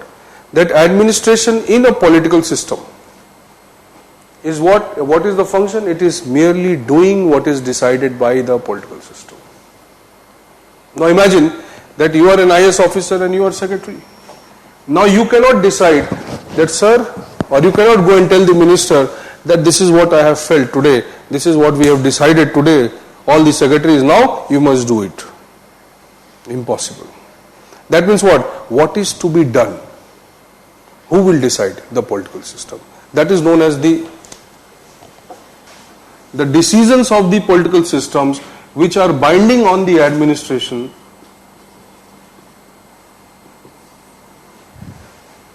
They are policies. Policies are like products of the political system. Okay. Just like we have product of every system. So policy is like a product of, that is the actual function or work of the politician, to make the policies. Just like the cook is making chapati, so politician is making policy. That is the product. You can understand that way. So when they decide something, okay, and they after decision, they make it mandatory that no, you have to do it. So now the policy is sent to him. What he will do? He will implement it. So what to do here, how to do here. Okay. So they are bound by the political system. Okay. So we are talking about, let's say, democracy. Let's say at least in democracy what happens? The political system, okay, is powerful. It guides the administration, even influences it, it can control it, supervises it. That you do whatever we have decided. That means what? It is not the administration which decides, it only does. That is the meaning of PubAd as instrument. Public administration or administration is simply a means to some end. What is the end? Decided by the political system. Now what does this convey? It is not that simple. When I say PubAd as an instrument, it means that it is the one, that is the political system. It is the system which is using this as an instrument has the power to decide how to use, when to use the system. So can you understand that way? That the administration under this perspective, PubAd as an instrument, does not have any power. It only is merely a means. It almost renders the administration powerless, which may not be totally true. But yes, at the level of legal distribution of power, yes, the Constitution has given the power to the political system. Political system will exercise the power, okay, using the administration, and whenever it wants, okay, it can transform, modify, manipulate this administration. Okay. But then it is not totally acceptable. Why? Because the Constitution, let's say for example India, has also given some protection to the administration. So we say yes, they are the instruments. Why they are the instruments? Because they are not the ones who are going to decide. They are only going to implement. But for implementation also they will have some power. They will have an authority and they will implement. Okay. But this view again is the most dominant view. Okay. Just now yesterday we talked about the traditional understanding of public administration. The narrow is the most dominant view. Same way public administration as instrument is the most dominant view, that administration is incapable of exercising its power independently of political system. And that is how we create the administration. So in any system, if the administration becomes powerful than the political system, then it does not conform to the theoretical knowledge of public administration. There the administration becomes like an autocrat. Colonial system. The Governor General, who were these people? They were all civil servants, army men. They were basically controlling the political systems. But within India, obviously not under the British government. Okay.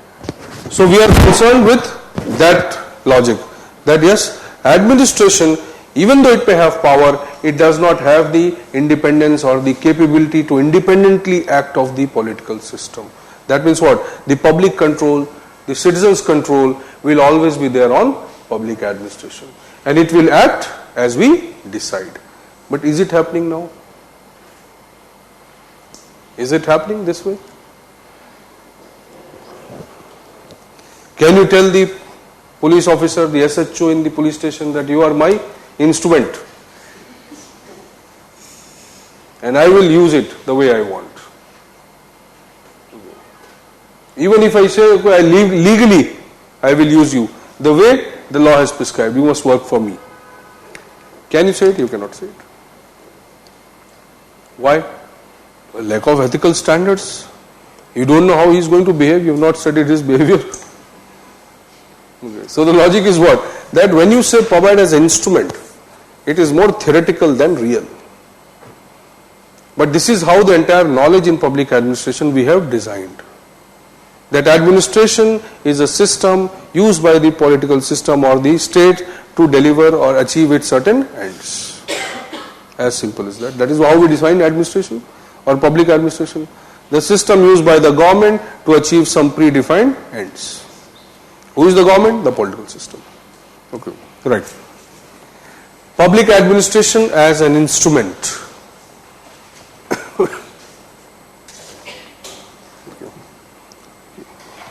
It means that the administration is not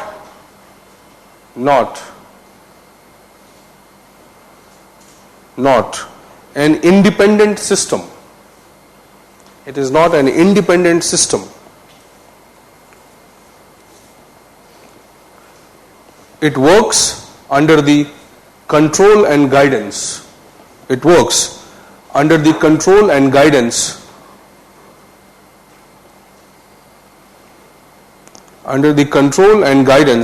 of the political system.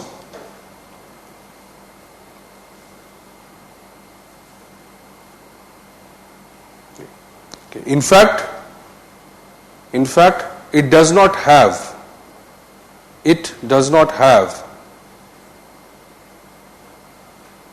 an inherent power or authority. You can write that way.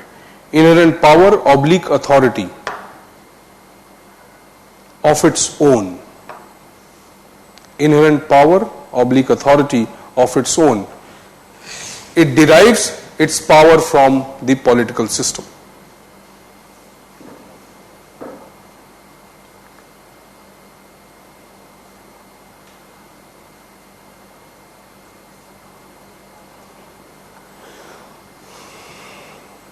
Okay. The entire content of public administration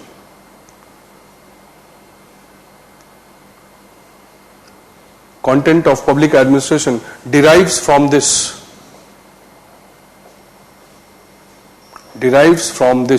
very idea that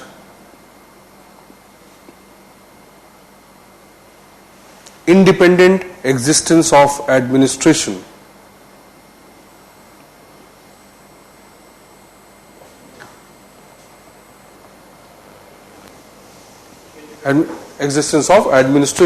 is neither desirable nor acceptable.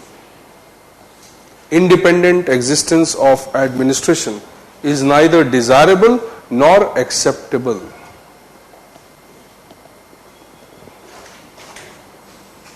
So this view is the dominant view, that administration is merely an instrument. They are public servants. Who is the public? The people or the political system. So this has created the entire content of public. That public administration must do this, it must be like this, it must be like that. So nobody is saying that administration is capable of independently exercising the power. Okay. If that happens, that it becomes independent, then what will happen?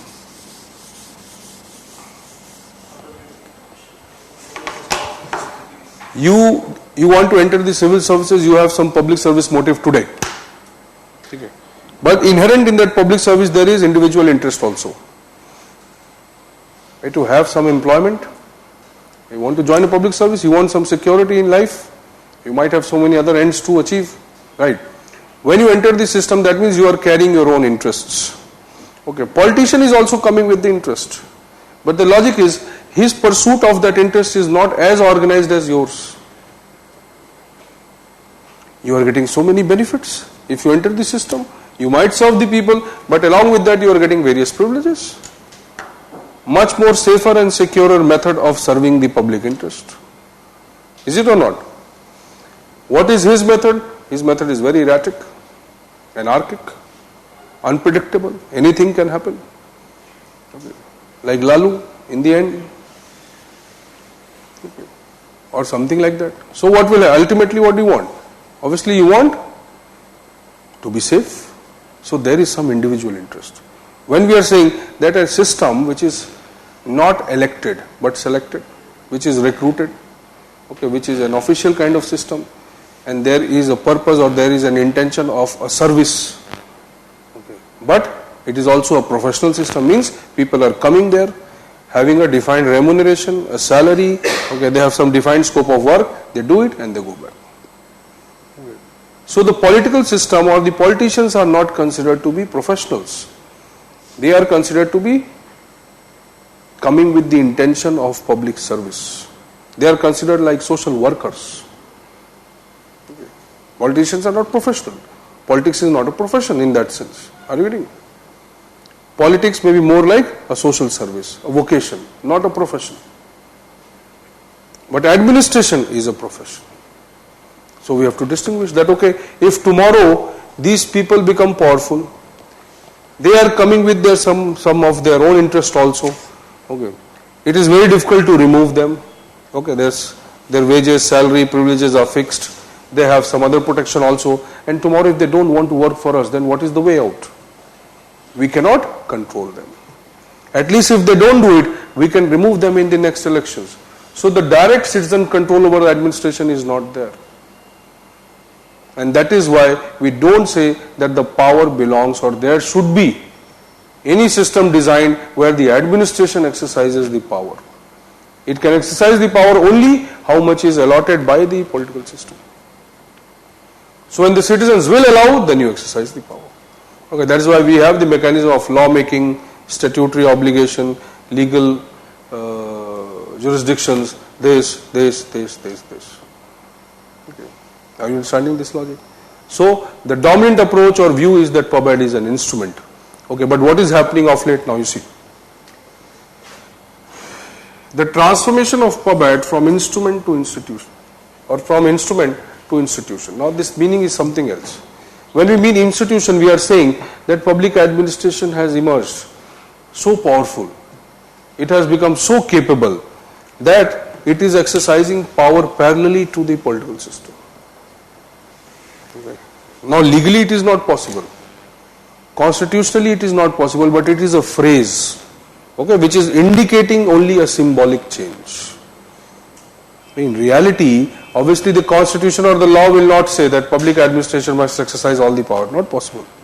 So in a democracy it will always be political system. But the phrase which we use, that from instrument to institution, or it was an instrument, now it is turning into institution. This phrase is symbolic in nature. Of what? The increasing power of the administration. Why it is happening?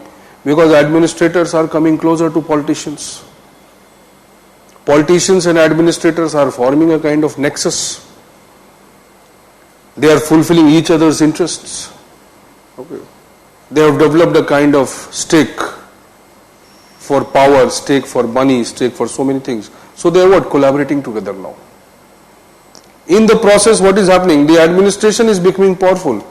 It should have been subservient to the political system, but it is not.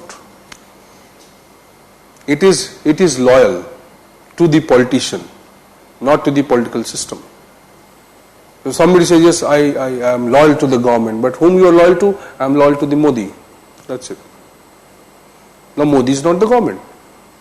The government is the Prime Minister plus the Council of Ministers and duly controlled by the Parliament of India. That is the government. So what is happening now? Today, because the administration is forming close nexus with the politicians, with the corporate sector and with so many powerful people, they develop a kind of lobby. So even though theoretically they are not an institution, that means they do not independently exist. They depend on the political system, but their behavior is what? Of an institution. Okay. Now here the understanding of behavior comes. That as a structure it is not an institution, but as a behavior it is acting like an institution. Are you getting this point? Right. PUBAD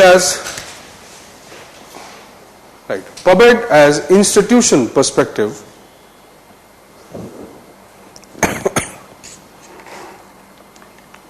PUBAD as institution perspective is a symbolic phrase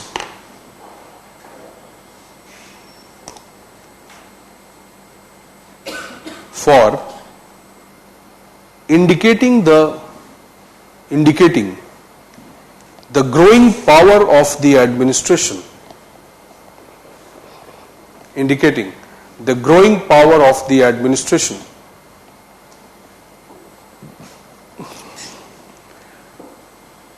Growing power of the administration vis-a-vis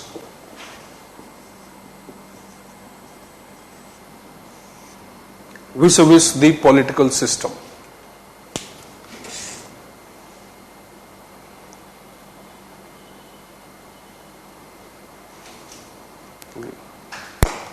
Right.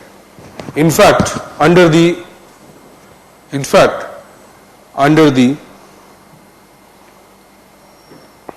idea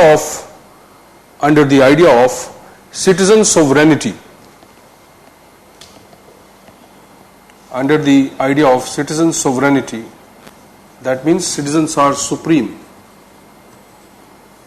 Citizen sovereignty within a democracy. Within a democracy, the political system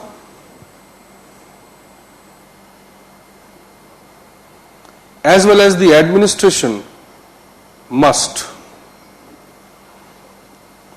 political system as well as the administration must serve the needs of the citizens.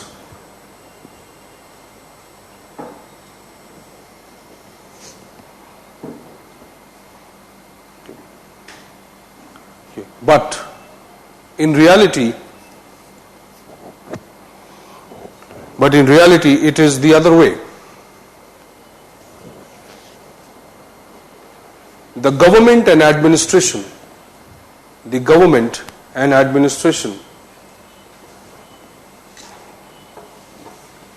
are engaged in a nexus formation.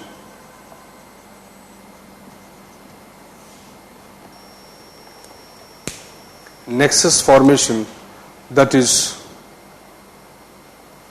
a politics administration cartel. You understand what is a cartel? That is a politics administration cartel.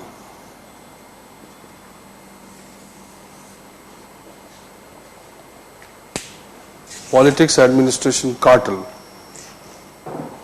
where both are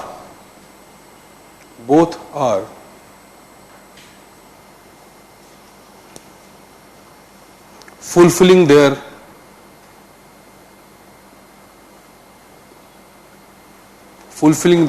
individual interests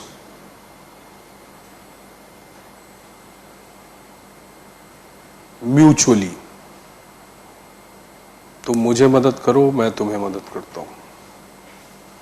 What the administration can do, it is doing its best to benefit the political system.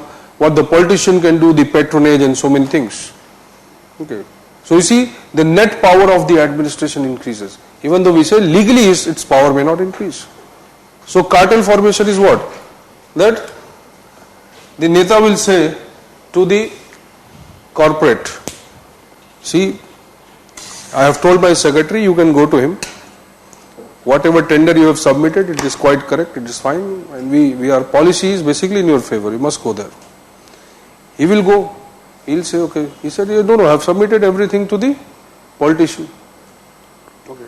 But we have only one problem, this section 13(1)(a) clause 2. Probably you don't fulfill, they will say, okay, what is this criteria? Okay, you just go and read it, come back. Meanwhile, he will manipulate the politician or politician will manipulate him. अच्छा उसको भेज दिया, अच्छा ठीक है. Now see what, they are strategizing corruption together. That is a cartel formation. The citizen might feel that, okay, politician, okay, he is coming for political interest. Let me go to the administration. At least they are having a security and they are there for the public service. They are permanent. Then the politician, okay, he will or she will give the solution for my problem. What happened? Nothing. So they are so entrenched into the system together, okay, that it is working like an institution. Even though in reality it is happening, but theoretically we may not say that it should be like that. It should not be like that. We will always say that PubEd is an instrument. Okay. But it may not be true. PubEd is an agency, that is also the same perspective. Okay, but here little difference is there. Okay, PubEd as an agency means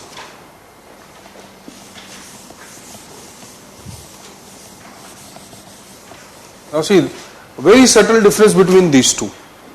You are an instrument means you are dependent on the other system. You are an agency does not mean you are dependent on the other system. Okay.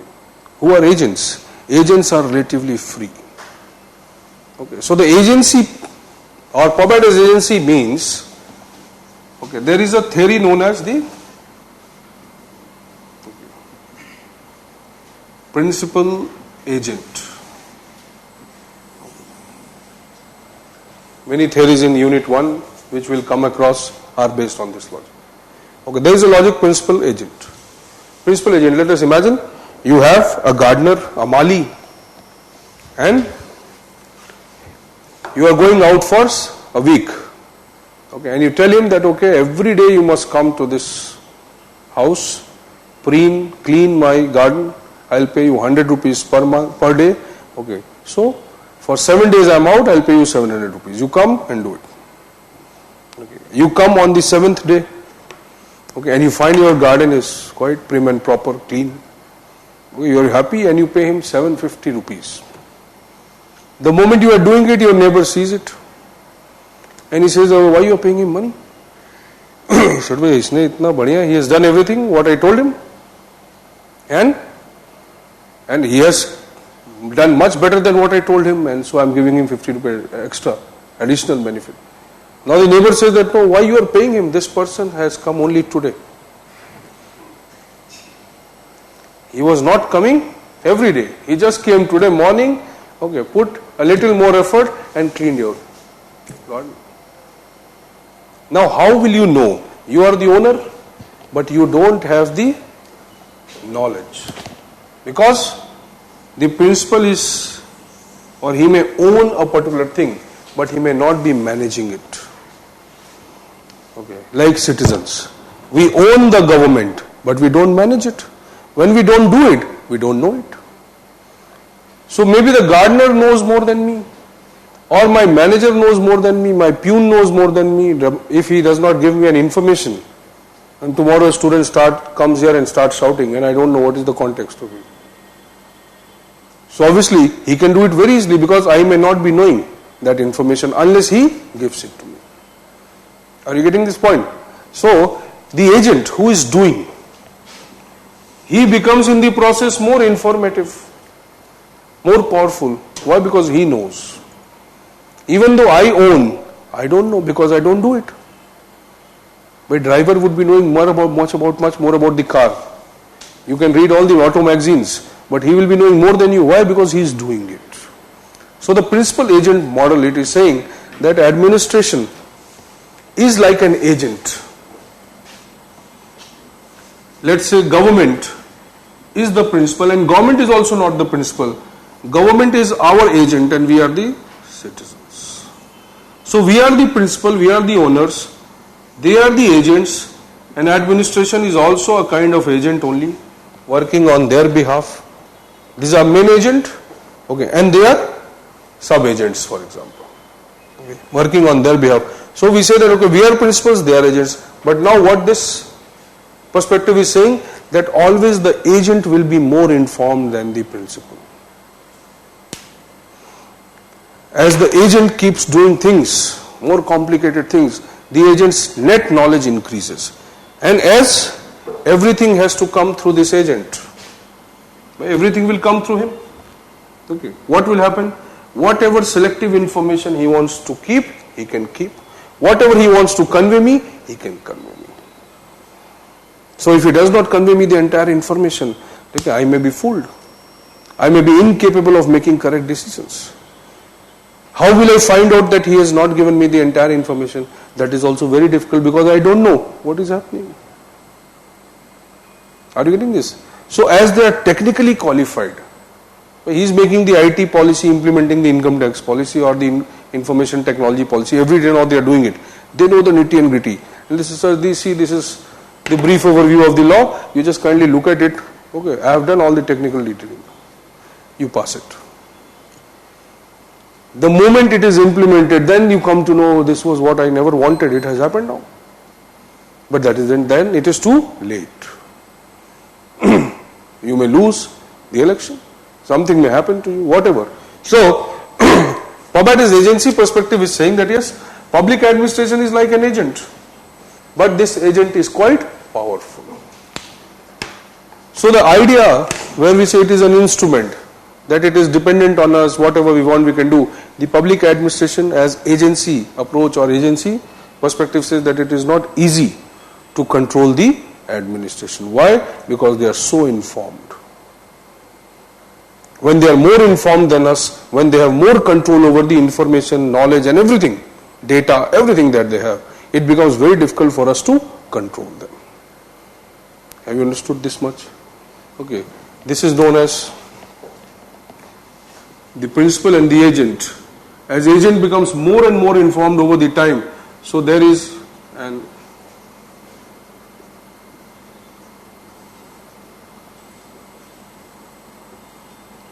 asymmetry of power due to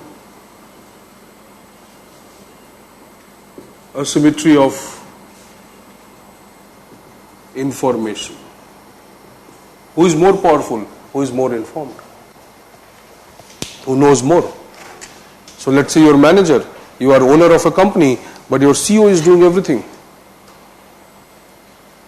The visible face of the power is the CEO. Who knows who is the government in the rural area? They know only the district collector. Oh, DGM is the government. So if the accounts have been manipulated at the district level, this manipulation will go right up to the secretary level. If the information given by the collector has already been manipulated, nobody can do anything unless there is an independent evaluation done. And that is also not possible. Why? Because the citizens feel that technically he is the boss. Okay, that is what the citizen feel, that okay, collector is the government. MLA, MP keeps coming and going, collector.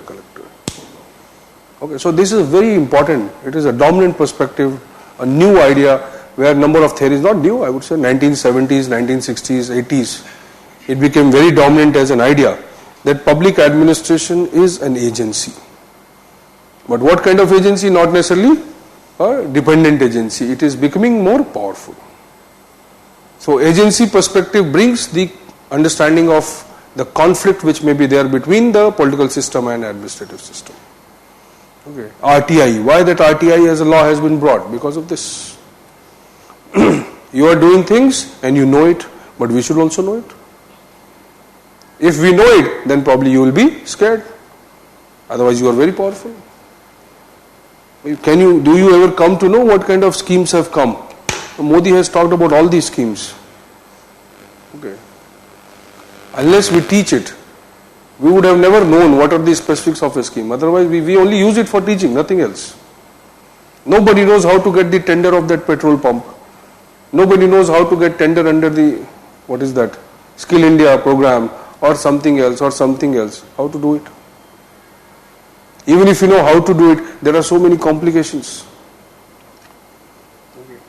But you want to go for the Skill India program or entrepreneurship development program, you need to have a patent. Which student will get a patent during his graduation or engineering? Well, obviously some may get, but not all of them. So the logic is whatever criteria has been created by the bureaucrat. Okay. They knew that okay, using this criteria it would be easy for us to benefit some particular sections of the society, let them benefit. Fine. So you see the system which is more informed, it can obstruct reforms, changes, anything. It is basically manipulating the entire process of governing. That is the logic of PABAD as agency or agent. So agents need to be controlled. So that is why we have today so many things we have designed. Accountability, transparency, ethics in governance. This because we want to control the agent. Are you understanding this? If we take this simple perspective, then we will always have a bureaucracy. What is bureaucracy? We can control it any day because it is merely an instrument. But that is not the reality. 1772 the collector's office came. 1947 the Prime Minister's office comes in India.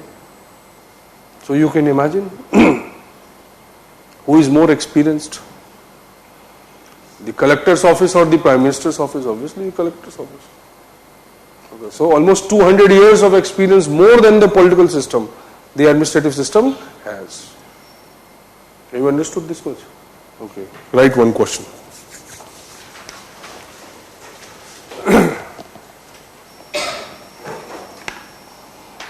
Okay. What are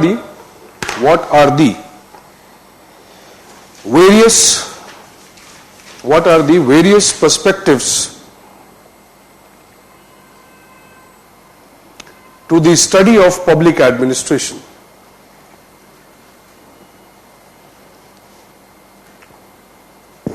to the study of public administration. Which of the